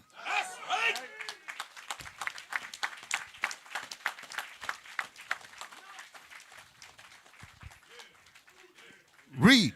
Yeah. Read. A state, by its laws passed since the adoption of the Constitution, may put a foreigner or any other description of persons upon footing with its own citizens, as to all the rights and privileges enjoyed by them within its dominion and by its laws. Go ahead. But that will not make him a citizen of the United States. That will not make him a citizen of the United States. This was quoted in court, and this devil won by this argument. Go ahead. Nor entitle him to sue in Nor its courts. entitle him to sue. What the hell is he in here suing me for? The Constitution said this horse can't sue me. That's bad. I'm using that term. They don't use it in there, but I'm using it that way so you can understand what they're saying. Go ahead. Nor to any of the privileges and immunities of a citizen in another state. Meaning no matter where you go, you ain't got no right to sue nothing. This is a plaintiff in error. What the hell are we even doing here listening to this mess? That's how they talk. Go ahead. Looking at the judge, what the hell are we entertaining this here for? It's not even a person. I want y'all to feel it, how I'm bringing it up, because that's how it went down. Come on, read. The change in public opinion. You know I wanted to get to this part here. Read that again. The change in public opinion and feeling in relation to the African race, which has taken place since the adoption of the Constitution. What took place since the adoption of the Constitution? The Civil Rights Bill in 1954. 54. Am I right? Is that the year? Yeah, 54. Is it 54? Yeah, 54. You got 64? No, 65. Yeah, one of them. I remember that. I'm getting it mixed up. It's next to 65. The civil rights right with the Board of Education and all that. Read that again. The change in public Why am I opinion. keep thinking 54? Something about 54 keep coming up in my head. Read. The change in public opinion. Right. The what was it? The Board of Education Act. That's the one in 54. Okay. Read that again. The change in public opinion and feeling in relation to the African race, which has taken place since the adoption of the Constitution, cannot change its construction and meaning. And it must Hold it. Stop. Stop. The change in public opinion, meaning that if we get the feeling a particular way and try to spread the news, no matter how you social media yourselves into thinking that you're a part of the system, they said that we don't care about none of that. And it says since the adoption. That's the reason why I gave those dates. That was after 1964, 65, and 54 with the Board of Education and all that. These were after that. That did not change. They still have the conspiracy to destroy black boys in your schools. They still have these things happening all over. Go ahead. and it must be constructed and administered now according to its true meaning. In other words, civil rights didn't change nothing. Let's give the Negro civil rights. That's what they're saying. Let's give them a little bit. Give them a little bit. Give them some crumbs. It said that it cannot change its construction and meaning, and it must be constructed. That's supposed to be construed. I read this before. Must be constructed and administered now according to its true meaning and intention when it was first formed and adopted, which means it's going to be carried on. That's how they operate. That's how they operate. I know I gave you some bad news. There's some real bad news. So what the hell, he come down here and mess up all our dreams? I thought it. I'm going to get back. Yeah, I'm going to deal with the draconian. Well, look at this here. It says, well, I just saw that there. Slavery never really ended because the 13th Amendment still allows it. Michael Cord. Okay. People think the 13th Amendment repealed slavery. It didn't. It just created slavery in another name. They had a documentary on PBS talking about that exact thing. Convict leasing and things of that sort was dealing with this here. Very crafty. Because America has to have slaves. Y'all understand that? The engine that it took to make this motor run is the same engine that's going to keep it running. You cannot go from diesel to gas with the same engine.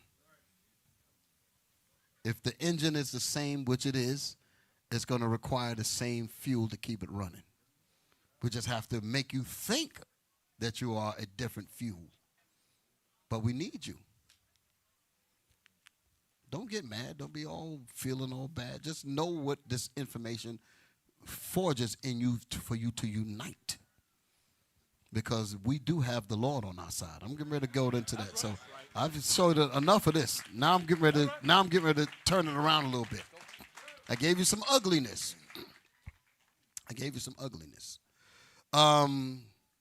Draconian. So like I said, they gave us the illusion of freedom, the illusion of free speech, the illusion of, like I said, public access, like I said I was going to talk about. Public access television is supposed to be a platform that allows for the little man to be able to bring forth something that's beneficial to the community in the competition, for lack of a better word, of the conglomerates that have the big things, the big stores. He wants, here you got Lipton. I use Lipton as an example. People that make lemonade, Tropicana, stuff like that. But here you come, you got your little wagon and your little soapbox, and you want to sell lemonade. they're supposed to, the article of freedom of speech is supposed to say that you are allowed to do that. You're supposed to be able to set your lemonade stand up and sell your lemonade. You dig what I'm saying? That's what public access was supposed to be. It's supposed to be the airwaves, because it was supposed to be a government-funded program that allowed for people in the community to be able to put forth programs to help those in the community against the oligarchs of the big corporations. It allowed the little man. That's what the soapbox thing was about. It allowed you a platform to be able to stand up and speak while everybody else is speaking, so it gives you a chance to be heard. Y'all all right? That was public access. Notice the word public access to television. That's what it was called. Then you have YouTube. YouTube is supposed to be the television that's applied by you. Gives you the ability to bring forth certain things. Then they said, now you can't do that because it's commercialized. It says private, such and such. Now they got community guidelines and stuff. Where did all of this stuff come from? Why all the paranoia now? You want to know why? Because the word of God is being used on these airwaves. That's what the problem is. And they said, now we got to get control of it. Now here comes community guidelines. Now here comes this. Now it's hate speech. It's all this other stuff. Meanwhile, all I've been talking about for the last hour or so is about how this country hated us. But when we want to speak in defense of ourselves, they say you are not allowed to do that. And the only reason why you would even talk to us that way is when you actually believe that we are what that article and that thing said. You don't do that to your Ukrainian people. You don't do that to people who you consider your own. I want you to understand that. That's why we ain't never going to get together. Never going to get together. Y'all all right? So, made you think that you had freedoms, made you think you had freedom of speech. They give you the and social media, that's another one. Social media. You got big conglomerate media, ABC, CBS, CNN, such and such. Those are corporations. But when you use the term social media, social means society. Social means your media. They said, but wait a minute, more people are watching social media and they're not watching NBC. We got to find a way to control that. There's a book called The Requiem of the American Dream. I actually wanted to show that clip. Let me just jump to that for a second. See, I'm all over the place. I'm all over the place. I got scriptures that I didn't even bring out yet, but I'm going to do it. How much time I got? I got about 45 minutes. I got to bring some scriptures out. But give me the video about, let me see. So I had so much here. Nah, I gotta save it. I gotta stay within it. I gotta stay on point. Huh? Yeah. I'm gonna stay on point. What was that? Draconian. So I was talking about the freedoms, right? Put that up there. Draconian. Read that. Draconian, of laws or their application, excessively harsh and severe. Now, who knows why I pulled this here? Is there? Let me look for the synonyms, because when you talk about, listen, no, read that. The Nazis, read that. No, read that whole thing. The description is actually in the next line. Read it. Come on, read it. The Nazis destroyed the independence of the press by a series of draconian laws. That's what I wanted to get to. Draconian laws. Draconian laws was laws and policies made up to take back the rights of the people. In other words, your free speech. Your public access television is now heavily regulated, but they call it hate speech, community guidelines and all that BS. When it was really being used to offset the allegoric companies that was dominating everything. It gives the little man a chance to say something if he got his stuff together. They would even train you in these things because it was a government program. Okay, YouTube was supposed to be the same thing, even though they try to tell you that it ain't. But hence the name YouTube. Why do they call it YouTube? And it is your television access. Social media is the media of the society, meaning you, against the oligarchs of big media. Draconian laws were community guidelines, for an example. These are things that's used to stifle and pin and restrict your freedoms. That's why I wanted to bring that out, draconian. So why am I bringing all this up? Because that's exactly what's happening now because of this truth that's coming out. They got to find ways to retard this truth to keep it from flowing out because nobody's watching NBC no more. Nobody's watching CBS. They're watching these things here. Too many people watching. They're even messing with the numbers and all of that because they said too many people are listening to them. So is this really about freedom and democracy? Hell no. Hell no. So now. Let me get back to my lesson. I ain't going to jump.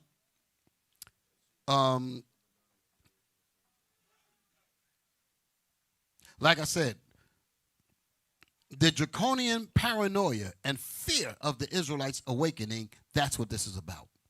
And that awakening will bring about the inevitable judgment of this whole system. So that's why they're worried. We got to get a grip on it because these slaves are getting loose. Okay? These slaves are getting loose. I want to make a point to say, I watched Deacon Yahshua's class on the border crisis. And that crisis has a lot to do with the actions that we see taking place in these days right now. You need to go back and watch that. Put my thumbnails up. Don't play this yet. Show the thumbnails. There's 3 classes that I want y'all to see.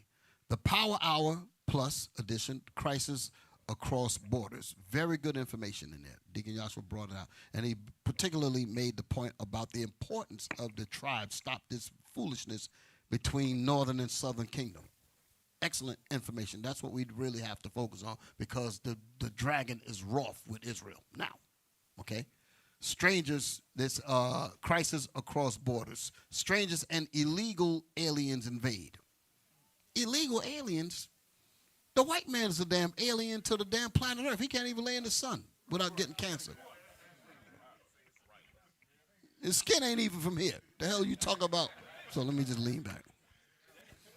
Give me the next thing. Talk about some damn alien. Let me see your papers. Shoot. There's another good class. This was writing on the wall. Now these are very.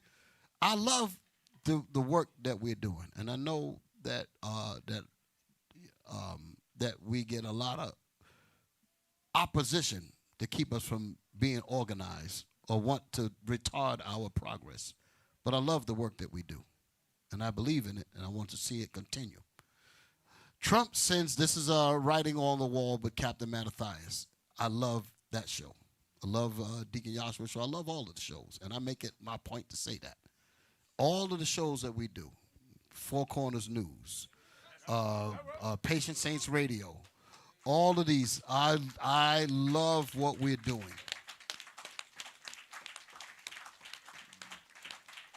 Israelite television, goddammit. Israelite TV. You turn it on, we on there. That's what I want. And we have to go, and we can't go to CBS. We can't go to, but we can go on these platforms until the Most High do other things. But we will use that. So I just make those points to say this. So I told you the Power Hour. You can look it up to find out the times that it comes on because it's posted. Also, Writing on the Wall with Captain Mattathias. Very good program. I make it my business to try to catch all of his episodes, just like the other one, just like Deacon Yahshua's program. Give me the next one. And this right here is Escape the Plantation. I thought the thing was mentioned in there. But the subject that he had on, this was Captain Gedaliah. Escaping the Plantation 2.0. Love that program, too. And the righteous rant and all that stuff that's going on in there. You need that thing. But in these particular programs, especially this one, the ban of TikTok was the subject that I was talking about. Why in the world are they nervous about TikTok? Because people are watching TikTok and not watching NBC. So they'll come up with draconian laws again to shut it down. Because, quote unquote, the slaves are being awakened, and they might find out that they're Israel. And if they find out that they're Israel, we are in trouble. That's the cake. Y'all all right? So now, with all that being said, with all that being said, like I said, I watched it. What I wrote here.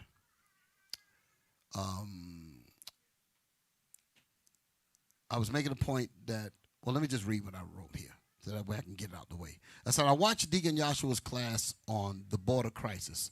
And that crisis, quote unquote, has a lot to do with the actions you see now taking place in the days today. What many of us might not know is that the policies that we see Trump enacting and coming up with is not new. That's the point that I was making all class. It's not new. The point that is to be made here is how it is that our people, or sheeple, I hated to use that word, but we're like sheeple, can't seem to decipher where all of this is coming from. They think it's coming from Trump. This has been the floor of America since it came up, okay? And it ain't Trump. That's my point. He's not the boogeyman outside of the rest of the boogeymen, okay? Okay. And I said, but what they do is that they cause you to look at Trump, or they cause you to look at this one, that one, and that is to keep you occupied off of where your focus should really be. Keeps you off balance. In other words, what happens to us every 4 to 8 years? We go from Democrat, and then when the Democrats do things wrong, the gas prices, such and such, this and that and the other. Now we're looking for Trump, or we're looking for somebody else, or Reagan, or whatever. Then we go over there, then they get burnt. Then we go back to this. We just like a ping pong ball going backwards and forwards. When do we ever take the time to do something for ourselves? You're too busy chasing, trying to find out which way these people are moving. That's to keep us off balance, and it draws our attention away from us actually coming to the fruition of us being the Israelites. I'm trying to pick up where I was reading at. And it's a undeniable phenomenon, and the awakening of the 12 tribes of Israel. That's what they're afraid of. They don't want, and it's an undeniable phenomenon. You can't get away from it. So watch those classes. So now, give me the book of Daniel. Give me the book. Show the thumbnail. Show the thumbnail that I got there, the Trump effect. Show that again. So you think that the scripture that I'm about to read is about one person? No. It's about what we're about to read. Daniel, we're going to read 2. We're going to do a lot of reading. Chapter 2, I'm going to be kind of quick with it because I want to get to certain points. Again, pointing to the arrogancy of not just Trump, but all of them. Okay, let's read. Daniel 2:1. Daniel chapter 2 and verse 1. And in the 2nd year of the reign of Nebuchadnezzar dreamed dreams, wherewith his spirit was troubled, and his sleep brake from him. And his sleep brake from him. King Nebuchadnezzar. Come on. Then the king commanded to call the magicians and the astrologers and the sorcerers. So all of these are people that he had in his cadre, if you will. These are people that he had that he can go to and say, listen, you give me this, you give me that. I need that information. You my advisors, you my astrologers, you my counselors, such and such. Read. And the Chaldeans, for to show the king his dreams. So they was the brain. He said, listen, I had a dream and it break from me, and I need you guys to tell me what it's all about. Read. So they came and stood before the king. And the king said unto him, I have dreamed a dream, and my spirit was troubled to know the dream. So he was troubled because the things that he saw in his dream. Come on. Then spake the Chaldeans to the king in Syriac, O king, live forever. Tell thy servants the dream, and we will show the interpretation. They're saying, listen, okay, you called us. Just tell us the dream, and we'll tell you what it means. Read. The king answered and said to the Chaldeans, the thing is gone from me. Wait a minute. The thing is gone from me. So now, sweating bullets. Come on. If ye will not make known unto me the dream with the interpretation thereof, ye shall be cut in pieces. So wait a minute now. See, telling him he had a bad dream, but he don't remember what it is. It's up to, now he said, you got to come and tell me what I forgot. And if you don't tell me what I forgot and tell me what it means, you're going to get cut up. Not only he said, well, if you just tell us what the dream is, we can interpret it. He said, no, I don't remember what it is, but you better tell me what I forgot. Go ahead, read. And your houses shall be made a dunghill. Damn, go ahead, read. But if you show the dream and the interpretation thereof, ye shall receive of me gifts and rewards and great honor. Therefore show me the dream and the interpretation thereof. And show me the dream and it. So not only, I need you to tell me everything, what I forgot and everything. Do that and I'll set you up. So here's the point. Daniel, because I'm going to skip around now. Daniel tells the king about the dream. And he also gives him the interpretation of the dream that he did not even remember. Y'all all right? Yes, sir. Daniel was able to go into the spirit of the Lord, and when he had brought this out to him, to the king began to remember elements of the dream, and that confirmed what Daniel had showed him. Understand how that goes. I wrote that in there because I want you to understand what's happening here. You forgot something. If you forgot something, you ain't going to remember it until certain people bring up certain elements. You'll be like, okay, now I remember. I did see that.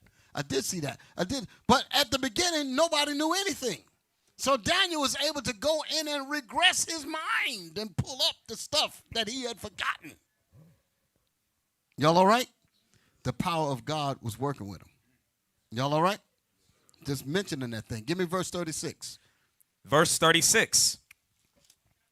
This is the dream. So he's telling them the dream now. Come on. And we will tell the interpretation whereof before the king. Thou, O king, art a king of kings, for the God of heaven hath given thee a kingdom, power, and strength, and glory. So this is what he told me. He said, listen, what I saw in the dream is that you was a man of power. Go ahead. And wheresoever the children of men dwell, the beasts of the field and the fowls of the heaven hath he given into thine hand. Go ahead. And hath made thee ruler over them all. And have made you ruler over them. That's what the Lord is. That's what Daniel is pointing out to this king with this dream that he had. Read. What verse you in? Verse 38, Bishop. Read. Thou art this head of gold, and after thee shall arise another kingdom inferior to thee. Hold it. And after that, there shall arise another king that's less than you. Go ahead, which was Persia. Read. And That's what another I was going to say, glad you put it up there. Read it. And another third kingdom of brass, which shall bear rule over all the earth. Come on. And the fourth kingdom shall be as strong as iron. So that's Rome. So you had Babylon, then you had Persia, then you had Greece and Rome. That's the four. That's four there. Read on. For as much as iron breaketh in pieces and subdueth all things, and as iron that breaketh all these shall it break in pieces and bruise. So it's that last kingdom is talking about America. It's going to get down into America. Showing you the Trump effect. Again, we're getting ready to talk about it some more. Read. And whereas thou sawest the feet and toes part of potter's clay and part of iron, the kingdom shall be divided. But there shall be in it of the strength of the iron, for as much as thou sawest the iron mixed with miry clay. We're in this part right here. That's us. That's at the bottom. That's America. Partly, you see on the thing on the screen there, the feet. Yeah, the feet and part iron. This is America and the European Union, 1776 to the present. That's why I was reading that Constitution thing again. So that's where we are. We're here in this part here. So Daniel showed this king Nebuchadnezzar, he showed him this whole statue. Okay? What verse you in? Verse 42, Bishop. Read. And as the toes of the feet were part of iron and part of clay, so the kingdom shall be partly strong and partly broken. And whereas thou sawest iron mixed with miry clay, they shall mingle themselves with the seed. What verse are you in? Verse 43 now. Yes. Go ahead. They shall mingle themselves with the seed of men, but they shall not cleave one to another. Do you hear that? The Most High is not going to allow hands across America. He's not going to allow it. That's why it's not going to happen. And the Most High put Trump there. But Trump is no different from the rest of these. The king's heart is in God's hands. I forget, what's the scripture? Proverbs is like 21:1. Read that for me real quick. Proverbs chapter 21 and verse 1. The king's heart is in the hand of the Lord. So your elections don't mean nothing. Everybody does what the Most High want to be done. I'm going to jump around. I'm going to show you something. Give me the book of Kings. 1 Kings chapter 22. I'm going to read this for a reason. 1 Kings chapter 22. Okay, yeah, read that 21:1 first. Read that one about the king's heart. Proverbs chapter 21 and verse 1. The king's heart is in the hand of the Lord, as the rivers of water. He turneth it whithersoever he will. So he turneth the minds of the king to do what he wants to do. That's what we was reading earlier with Romans 9. When he said that who could go against God's will? God made you to be what he made you to be. You're going to do it. How do you think the word of God comes to pass? People are ignorant as hell. How in the world could the Bible be a book of prophecies and people got their own will? How in the world could the Bible talk about this kingdom going to rule and then the next one going to rule and the next one going to rule, and you talking about something, oh, I get to do what I want to do? No. You're going to do what the Most High said. Your mind is in the mind of the Most High, period. You're going to do what he's going to do. Now, 1 Kings 22 and let me see. And I saw Israel scattered on the hill. Give me that one. Let me show you that the Most High deals with it. I skipped part of it. I skipped because I was going to read this later.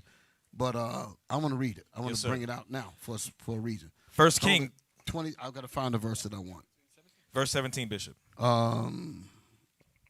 that where I want to start? Hold on. Yeah, go ahead, read. 1 Kings chapter 22 and verse 17. And he said, I saw all Israel scattered upon the hills, as sheep that have not a shepherd. So this was about the Most High wanted to persuade King Ahab to go and fall at Ramoth Gilead. That's what this was about. And the point was he needed to deceive. I got to say it this right. He wanted to deceive him to make him think he was going to win the war. And the Most High was going to have him put to death. My point is that the Most High controls what people do. That's the reason why I'm having this read. Let me find the verse. I want to look at it. What verse did you start in? Verse 17, Bishop. Okay, I got to find it in my 22:17. Give me a second. Yeah. Okay, yeah. Yes, read. Verse 17. And he said, I saw all Israel scattered upon the hills. Go ahead. As sheep that have not a shepherd. Mm-hmm. And the Lord said, these have no master. Let them return every man to his house in peace. Go ahead. And the king of Israel said unto Jehoshaphat, did I not tell thee that he would prophesy no good concerning me, but evil? Because he want to hear lies. He actually want to hear that he's going to win. But this what's his name? Semachiah? What was it? He kept telling them the truth. And he said, but I want to hear this guy. I want to hear somebody go say something to me that I like. Smooth-third. Go ahead, read. Verse 19. And he said, hear thou therefore the word of the Lord. I saw the Lord sitting on his throne. This is the verse that I wanted. Read that verse again. That's the verse I was looking for. Read it again. Verse 19. And he said, hear thou therefore the word of the Lord. I'm going to tell you the truth. Go ahead. I saw the Lord sitting on his throne. I saw the Lord sitting on his throne. Listen good now. Remember, the king's heart is in the Most High's hands. Trump, the elections, all that, we're reading about that right here. That's what I'm showing you. Read. And all the host of heaven standing by him on his right hand. And all the host of heaven standing where? By him on his right hand. On his right hand, meaning the righteous angels. And on his left. The wicked angels. All of that is the Most High's counsel. Y'all understand what I'm saying? Yes, sir.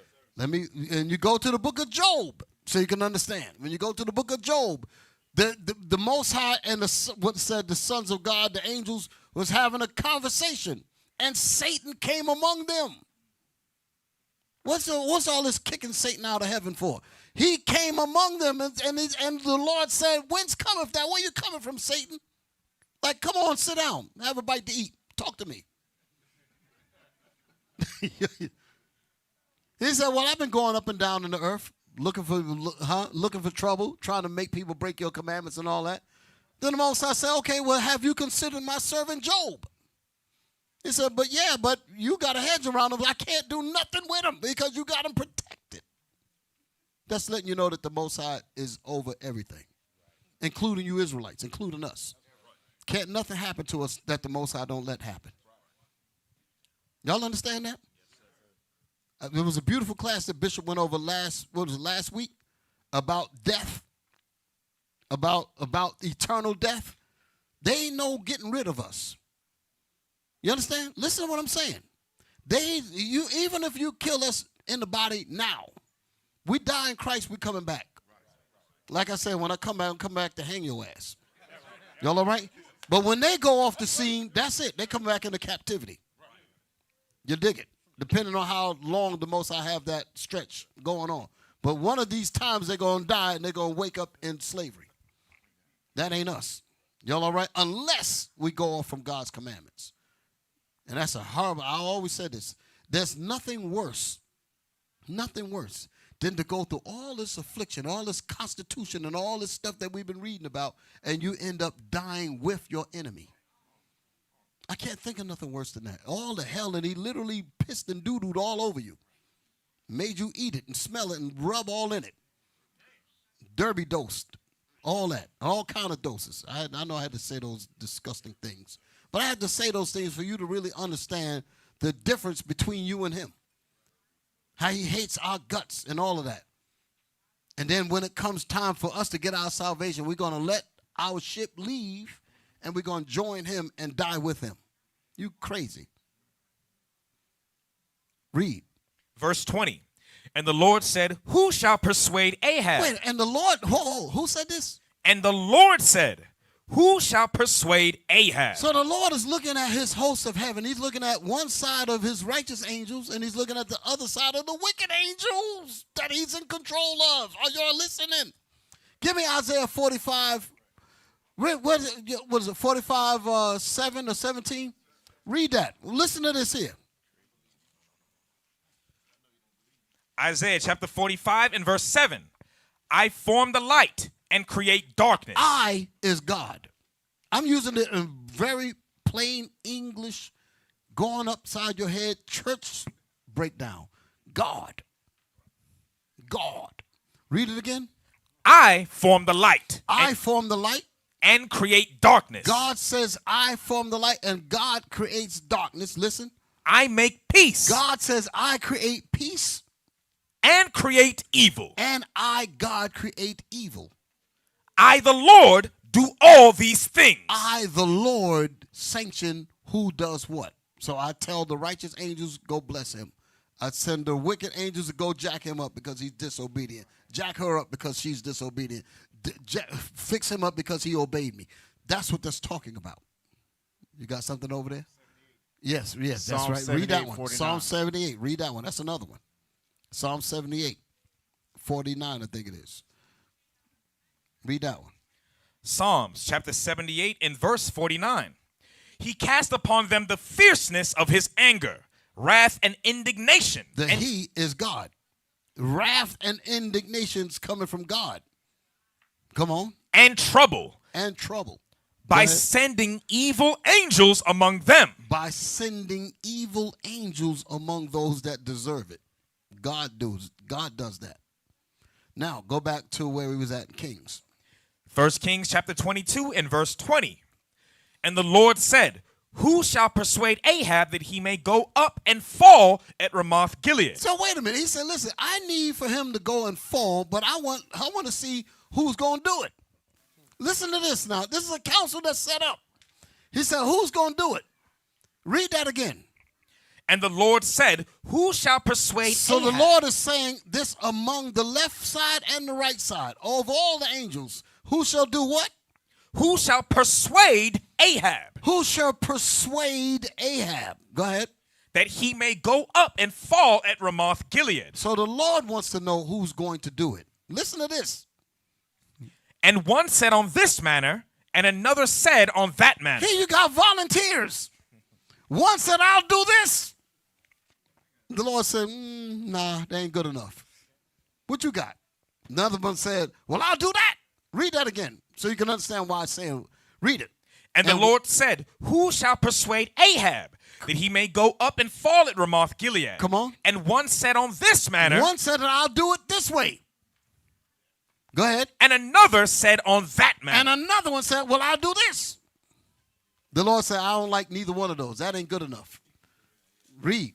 And there came forth a spirit. And then there came forth the evil from the evil side. The evil one came over and said, well, I'll do this. Go ahead. And stood before the Lord and said, Hold it. What did this one do? And stood before the Lord. Go ahead. and said, I will persuade him. He said, I will persuade him. He sounds very convincing. Well, let's see what you got. This is the Lord talking to him. Y'all all right? I'm dramatizing it. Can y'all dig it? Go ahead. And the Lord said unto him, wherewith? Well, what you going to do it with? Let me hear it. What you going to do? And he said, I will go forth, and I will be a lying spirit in the mouth of all his prophets. Damn. He said, that sounds good. That might work. He said, that's better than you two. You heard what he said?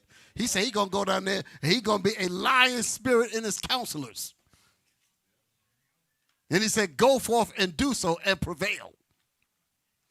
So my point is saying that, what in the world is Trump going to do? What in the world are these kings going to do when the Most High controls the whole zone? That's the point. That's why I say they cannot get out of this. They can't get, the Most High going to make them fulfill his will. That's the point. You worrying about him doing this and that. No, the Most High going to make him fulfill what's in this Bible. And they know that. That's the reason why they got it, because they know this is where it's at. Y'all all right? All right. Where we at? Go back to Daniel's. Thank you. Let's go back to Daniel's. What verse did we stop at? Read 43 again.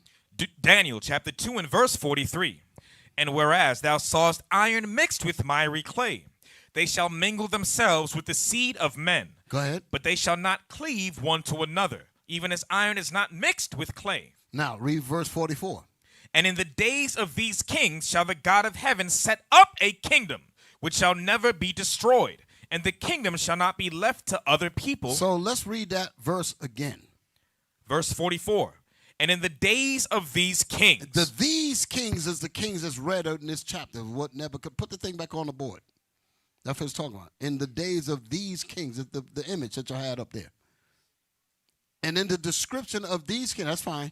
And in the description of these kings, at that last one, the Most High was going to set up the Israelites. That's what the paranoia is about. That's what all the draconian laws is about. That's what the TikTok and all that. That's what all that's about. That's what the Trump effect. All that is about. Trump's effect goes throughout all of those kingdoms. But primarily the last kingdom, meaning America, particularly. 1776 all the way up. That's it ain't just talking about Trump. It's talking about all their presidents, all of them. They all fit this, the Trump effect. Go ahead, read. Shall the God of heaven set up a kingdom which shall never be destroyed. Which shall never be destroyed. That's because after Esau falls, Jacob is going to rule. That's why it's saying it that way. That's the Bible. Go ahead. And the kingdom shall not be left to other people. Ain't nobody else going to enjoy the kingdom of heaven but the Israelites. That's Romans the 9th chapter. The glory, to whom pertaineth the adoption and the glory. Who's that pertain to? Israelites. Go ahead. But it shall break in pieces. But this same kingdom, the Most High said that he will use Israel as a threshing instrument. Thou art my battle axe and weapons of war. The Most High going to use to tear this whole system down when he give us the power. Read on. And consume all these kingdoms, and it shall stand forever. And the kingdom of the Most High shall stand forever. Read on. For as much as thou sawest that the stone was cut out of the mountain without hands, and that it brake in pieces the iron, the brass, the clay, the silver, and the gold, the great God hath made known to the king what shall come to pass hereafter. And the dream is certain. So he's telling Nebuchadnezzar, he said, listen, I'm showing you the whole deal, and he sees it because Daniel is showing it to him. I'm showing you the dream that you forgot. Read that again. He said, and the dream is what? Is certain. And the dream is certain. I have no doubt because the Most High told me what was in your mind. Go ahead. And the interpretation thereof sure. And the interpretation of what was in your mind, I know that's what it's about. And the king know that's what it is. Y'all all right? Yes, sir. So why am I bringing all of this out? Here we go. Understanding dark sentences. This is talking about Esau. When we read the scripture about understanding dark sentences, we're gonna read. Let's read that. Give me that verse and chapter. I'm jumping around. Daniel 8, chapter 23. Daniel 8, chapter 23. Daniel chapter 8 and verse 23. And in the latter time of their kingdom, when the transgressors are come to the full, the Most High has had enough of them. Had enough of his people going many days without a king, without an image and all that. Just like he says in Hosea. All that's coming up now. Read that again. And in the latter time? And in the latter time of their kingdom. Go ahead. When the transgressors are come to the full, a king of fierce countenance and understanding dark sentences shall stand up. People look at that part where it says a king of fierce countenance and they boil that down to Trump. BS. The king here is talking about America. The whole damn thing. It ain't just talking about Trump. All of them speak the same language. Read that statement again. A king of fierce countenance and understanding dark sentences. They understand dark sentences, knowing how to manipulate people's minds with their psychological experiments. I was going to bring all that out. I got all that. So I said part one. They were doing experiments on college campuses. You got B.F. Skinner. You got Stanley Milgram. You got the Stanford prison experiment. You got a whole lot of things that was going on to learn how people think, learn what people like, what they don't like. That's how they was able to frame and manipulate people's minds to liking this, to like this candidate, to be against that candidate. The same thing that they're doing with us with this election garbage. The proof is just what I just pointed out. Here everybody's pointing at Trump and thinking that he's the boogeyman when the boogeyman has been all around us. Been here. For the mystery of iniquity is already at work. And you busy looking for one dude. Talking about some omen. Talking about looking for a little white boy with six in the back of the head. Damien. What'd he say? What did he say? What the guy said, Mark? He said, don't. What is? They said, don't leave me, Mark. Come with me, Mark. Yeah. So now that I read that, right? Go to my book, Josephus. I got a little bit of time. Esau, again, knowing that he's on borrowed time. Alexandria was set up by the Greeks, by quote unquote Alexander. They call him the Great. He's the Greek. I ain't gonna call him the Great. Alexander the Greek. He set up Alexandria, and his thing was to go and collect all the books of all the nations and put them in his library so that he could know about everybody. Because in order for you to maximize your little bit of time, you better know everybody's weakness. You better know everybody's strength. That's that pragmatic, that's that sociopathic thinking. Because I have to know it all in order for me to survive to the very last millisecond of my existence. And I can't love nobody.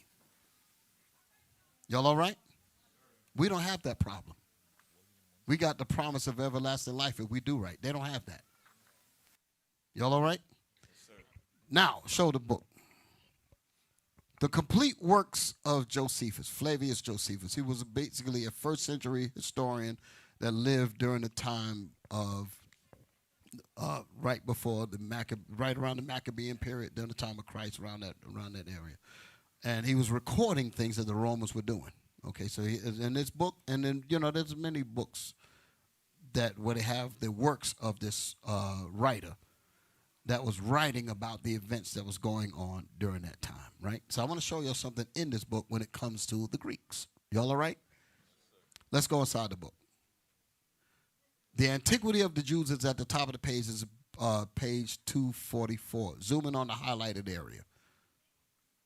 Okay. Now, show before we read this, show the image again. Excuse me. The image, no, the statue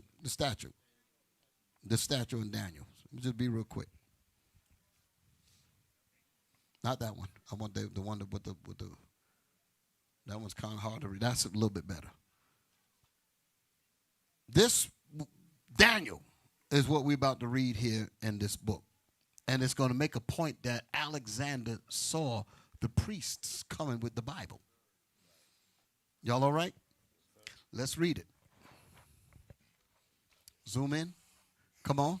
For Alexander, when he saw the multitude at a distance in white garments, while the priests stood clothed with fine linen, and the high priest in purple and scarlet clothing, with his mitre on his head, having the golden plate whereon the name of God was engraved, he approached by himself and adored that name, and first saluted the high priest. And saluted the high priest. Give me the next Give me the next highlighted part. Come on, look at this. And when the book of Daniel And was when the what? the book of Daniel was showed him, wherein Daniel declared that one of the Greeks should destroy the empire of the Persians. He supposed that himself was the person intended, and as he was then glad. Did y'all see that? So he looked at it and he said, wait a minute, go back to the image again. Daniel showed him all of this, and he said, oh, I must be right there at 331. That's me. The pride. He said, that's me. And I know my outcome. I know what my job is. I know what it's all about. I'm getting ready to make it all happen. Y'all all right? That's right. That's the word. Motivation. So with this kind of determination on his head, you ain't stopping that. Talking about something, you black women talking about something, you're going to love him and all that. He ain't think about your behind at all. Not in that sense. Not in that sense. Go to 2nd Ezra 12. 2nd Ezra 12, read verse 8 to 13. 2nd Ezra chapter 12 and verse 8. Comfort me then, and show me thy servant the interpretation and plain difference of this fearful vision. Of this fearful vision, because this eagle kept showing up in the prophet. Go ahead.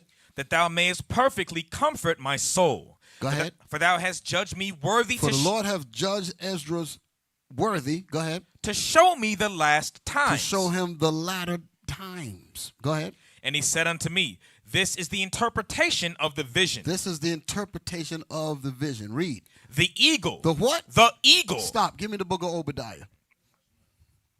They know this. Quick. Obadiah. The book of Obadiah, verse 4. No, 1. Verse 1. The vision of Obadiah. Thus saith the Lord God concerning Edom. Concerning Esau, Edom, the so-called white man. Go ahead. We have heard a rumor from the Lord, and an ambassador is sent among the heathen. Read. Arise ye, and let us rise up against her. Oh, give him another mic. Come on, let's get this thing rolling. Read. Come on, let us rise up against her in battle. Behold, I have made thee small among the heathen. Behold, I made you small because all of the nations know that he's a thief. All that information is coming out in the parts later because all the nations are going to be mad at him. That's the reason why they're going to come over here. All those people, them 30,000 people that they brought over here, a lot of those are going to turn into caterpillars and destroy this whole system. They're going to be like setting up cells and all of that. All that's coming. Read. Thou art greatly despised. Thou art greatly despised because they robbed the people have to leave their lands to come over here because America robbed them. Go ahead. The pride of thine heart hath deceived thee. The pride of thine heart hath deceived Esau, Edom. Go ahead. Thou that dwellest in the clefts of the rock. What do they call Caucasians? You cannot read this and not know that this is talking about the white man. This is definitely him. Who dwelt in the caves? Who dwelt in the cliffs of the? That's why the Bible says that dwelleth. That dwelleth. Dwell means to live there. That dwelleth in the cliffs of the rocks. Go ahead. Whose habitation is high. Who has higher buildings than the white man? Go ahead. That saith in his heart, who shall bring me down to the ground? Who else can make that statement but him? Look at Trump. Who else can talk above him? Nobody. Trump is the indicative of the whole American system. Bring us over here as slaves and still talk crap. Who shall bring me down? Who's going to make me pay? I shall be no widow. I shall see no sorrow. That's how they talk. Read. Though thou exalt thyself as the eagle. That's the point there. Though thou exalt thyself as the eagle. On their quarters there, they're trying to change it up, but that's their bird. Let the eagle soar. John Ashcroft used to sing that, the Attorney General. Let the eagle soar like it never saw before. Yeah, he said that. On the mail truck, eagle. When you go to court, on the flags, eagles. That's their thing. That's their bird. That's their thing. And though thou exalt thyself as the eagle, this is what Esdras was seeing. Go back to Esdras. No, read, finish that. Finish that. And though thou set thy nest among the stars. Who else is doing space travel? The white man. They tried to put some Negroes in space. I was in school at this time. It was 86, was it? 80, 85, 86. And when the shuttle went up, the Challenger. And and it blew up. We was there. They had it on the television. In class, and boom, it blew up. And it had quote unquote minorities in it. I imagine people be like, well, those are DEIs anyway.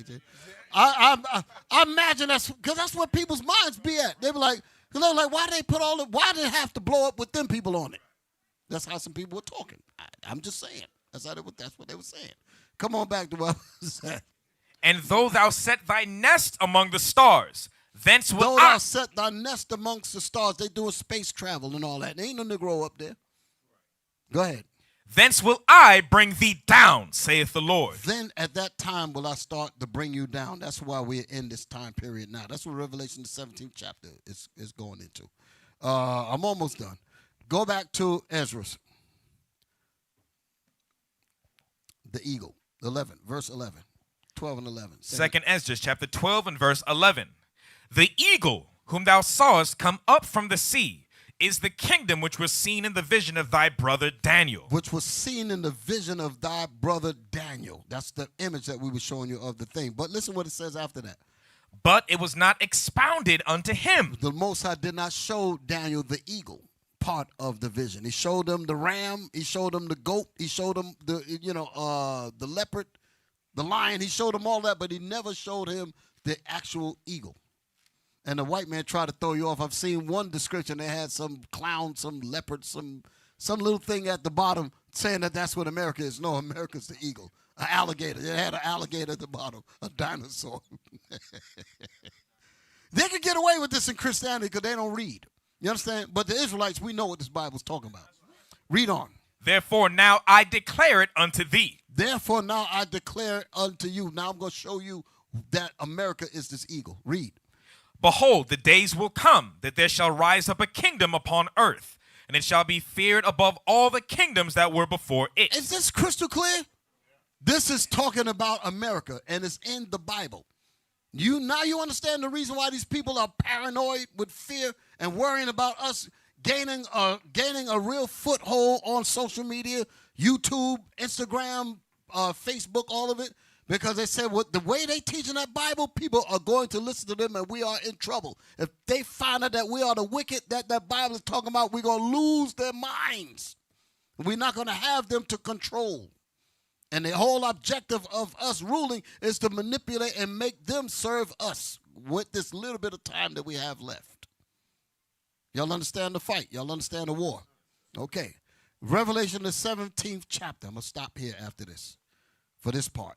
Revelation 17, we're going to read 1 to, I'm going to read 1 to 11. I'm going to end it there.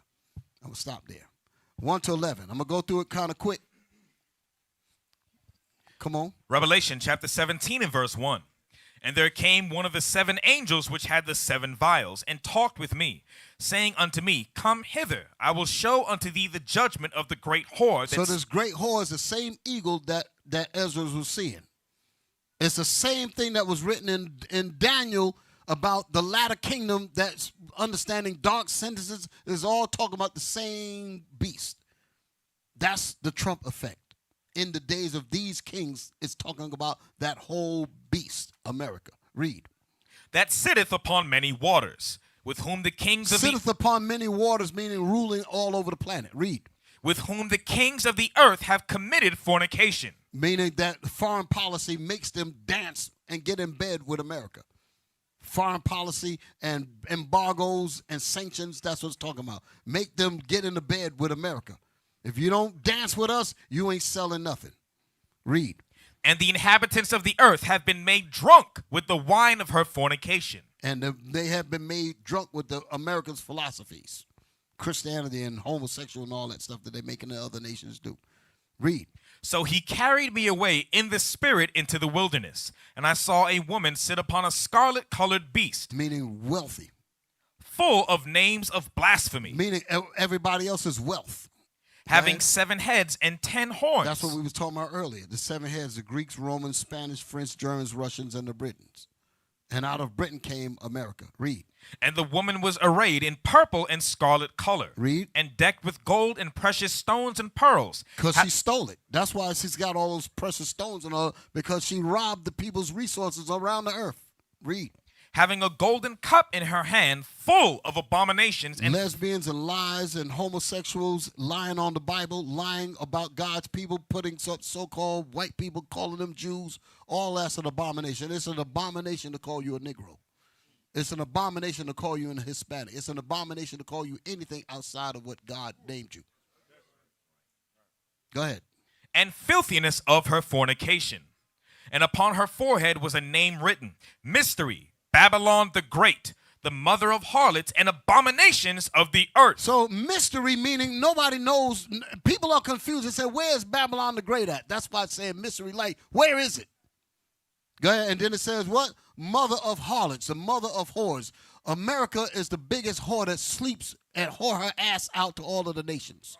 That's why I said the mother of harlots. And it is the abominations of the earth, lesbians, homosexuals, and all that. That's here. This is lesbian paradise and homosexual heaven. We're in it. Go ahead. And I saw the woman drunken with the blood of the saints. Meaning the Israelites. They murdered Gad. They murdered the Israelites. Go ahead. And with the blood of the martyrs of Jesus. Come on. And when I saw her, I wondered with great admiration. So John said, I'm wondering with great admiration and look at the terribleness of this beast. Read what verse you're in. Verse 7 now, Bishop. Read. And the angel said unto me. Listen good. Get ready to break it down. Come on. Wherefore didst thou marvel? Why are you marveling, John? Why are you marveling at what I'm showing you? Just like I showed your brother the eagle, now I'm about to show you some things. Don't be tripping out. I'm about to show you. Come on. I will tell thee the mystery of the woman. I will tell you the mystery that everybody seems to not know what it's about. Mystery, Babylon the Great. Like, who is it? Where is it? Here goes preachers talking about this is Iraq. No, you're in Babylon the Great now. Read. And of the beast that carrieth her. The beast that carrieth her is all the red nations. The Greeks, the French, the Spanish, the Russians, the British, all of them. They all carry America. They support her. Read. Which hath the 7 heads and 10 horns. It just told you that. There you go. Read. The beast that thou sawest. Now we get ready to break it down. Now you get ready to tell him what it is. He said, look, John, the beast that you saw in your vision. Was. It was in your vision. And is not. But it is not in your time yet because it's not in existence. It's not physically in existence because America was not in existence. America came up in just a few hundred years ago. Understand how powerful this Bible is. The rest of these kingdoms existed under different names back then, but America physically did not exist. Read that verse again. Yes, sir. Verse 8. The beast that thou sawest was. It was in your vision, John, because I showed it to you. And is not. But it is not in your time yet because it does not exist. And shall ascend out of the bottomless pit. And when this beast comes, it shall come out of Europe, out of Great Britain, the bottomless pit. And go into perdition. And it shall be destroyed. That's where we're at now. So when it comes, it's only going to be here for a little while, and it's going to be destroyed because we're going to wake up, and the Most High going to bring devastation on this system. Do y'all see this? These astrologers and stargazers, they know what we just read is factual, and the interpretation is sure, and it's scaring them to death. All praise to the Most High. Finish. And they that dwell on the earth shall wonder, whose names were not written in the book of life from the foundation of the world. Come on. When they behold the beast that was and is not, and when yet. they behold the beast that was in your vision, well, the people can actually go and see it. Well, hold it. Read the verse again. I left out something. Verse 8, the beast that thou sawest was and is not, and shall ascend out of the bottomless pit go into perdition. And it shall go into destruction, fire and destruction. Come on. And they that dwell on the earth the people that dwelt on the earth during the time here shall wonder whose names were not written in the book of life. America was not written as an actual place back then. It was not written in the Bible because it did not exist physically. Go ahead.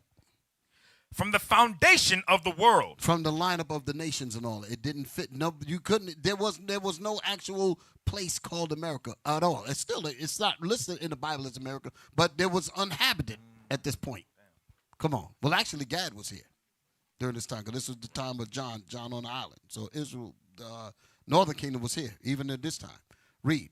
When they behold the beast that was, When the people actually find out what this beast really is, when they behold the beast that was in your vision, John, and is not, and it is not in your time yet, John, and yet is. but yet it is coming, meaning America. Go ahead.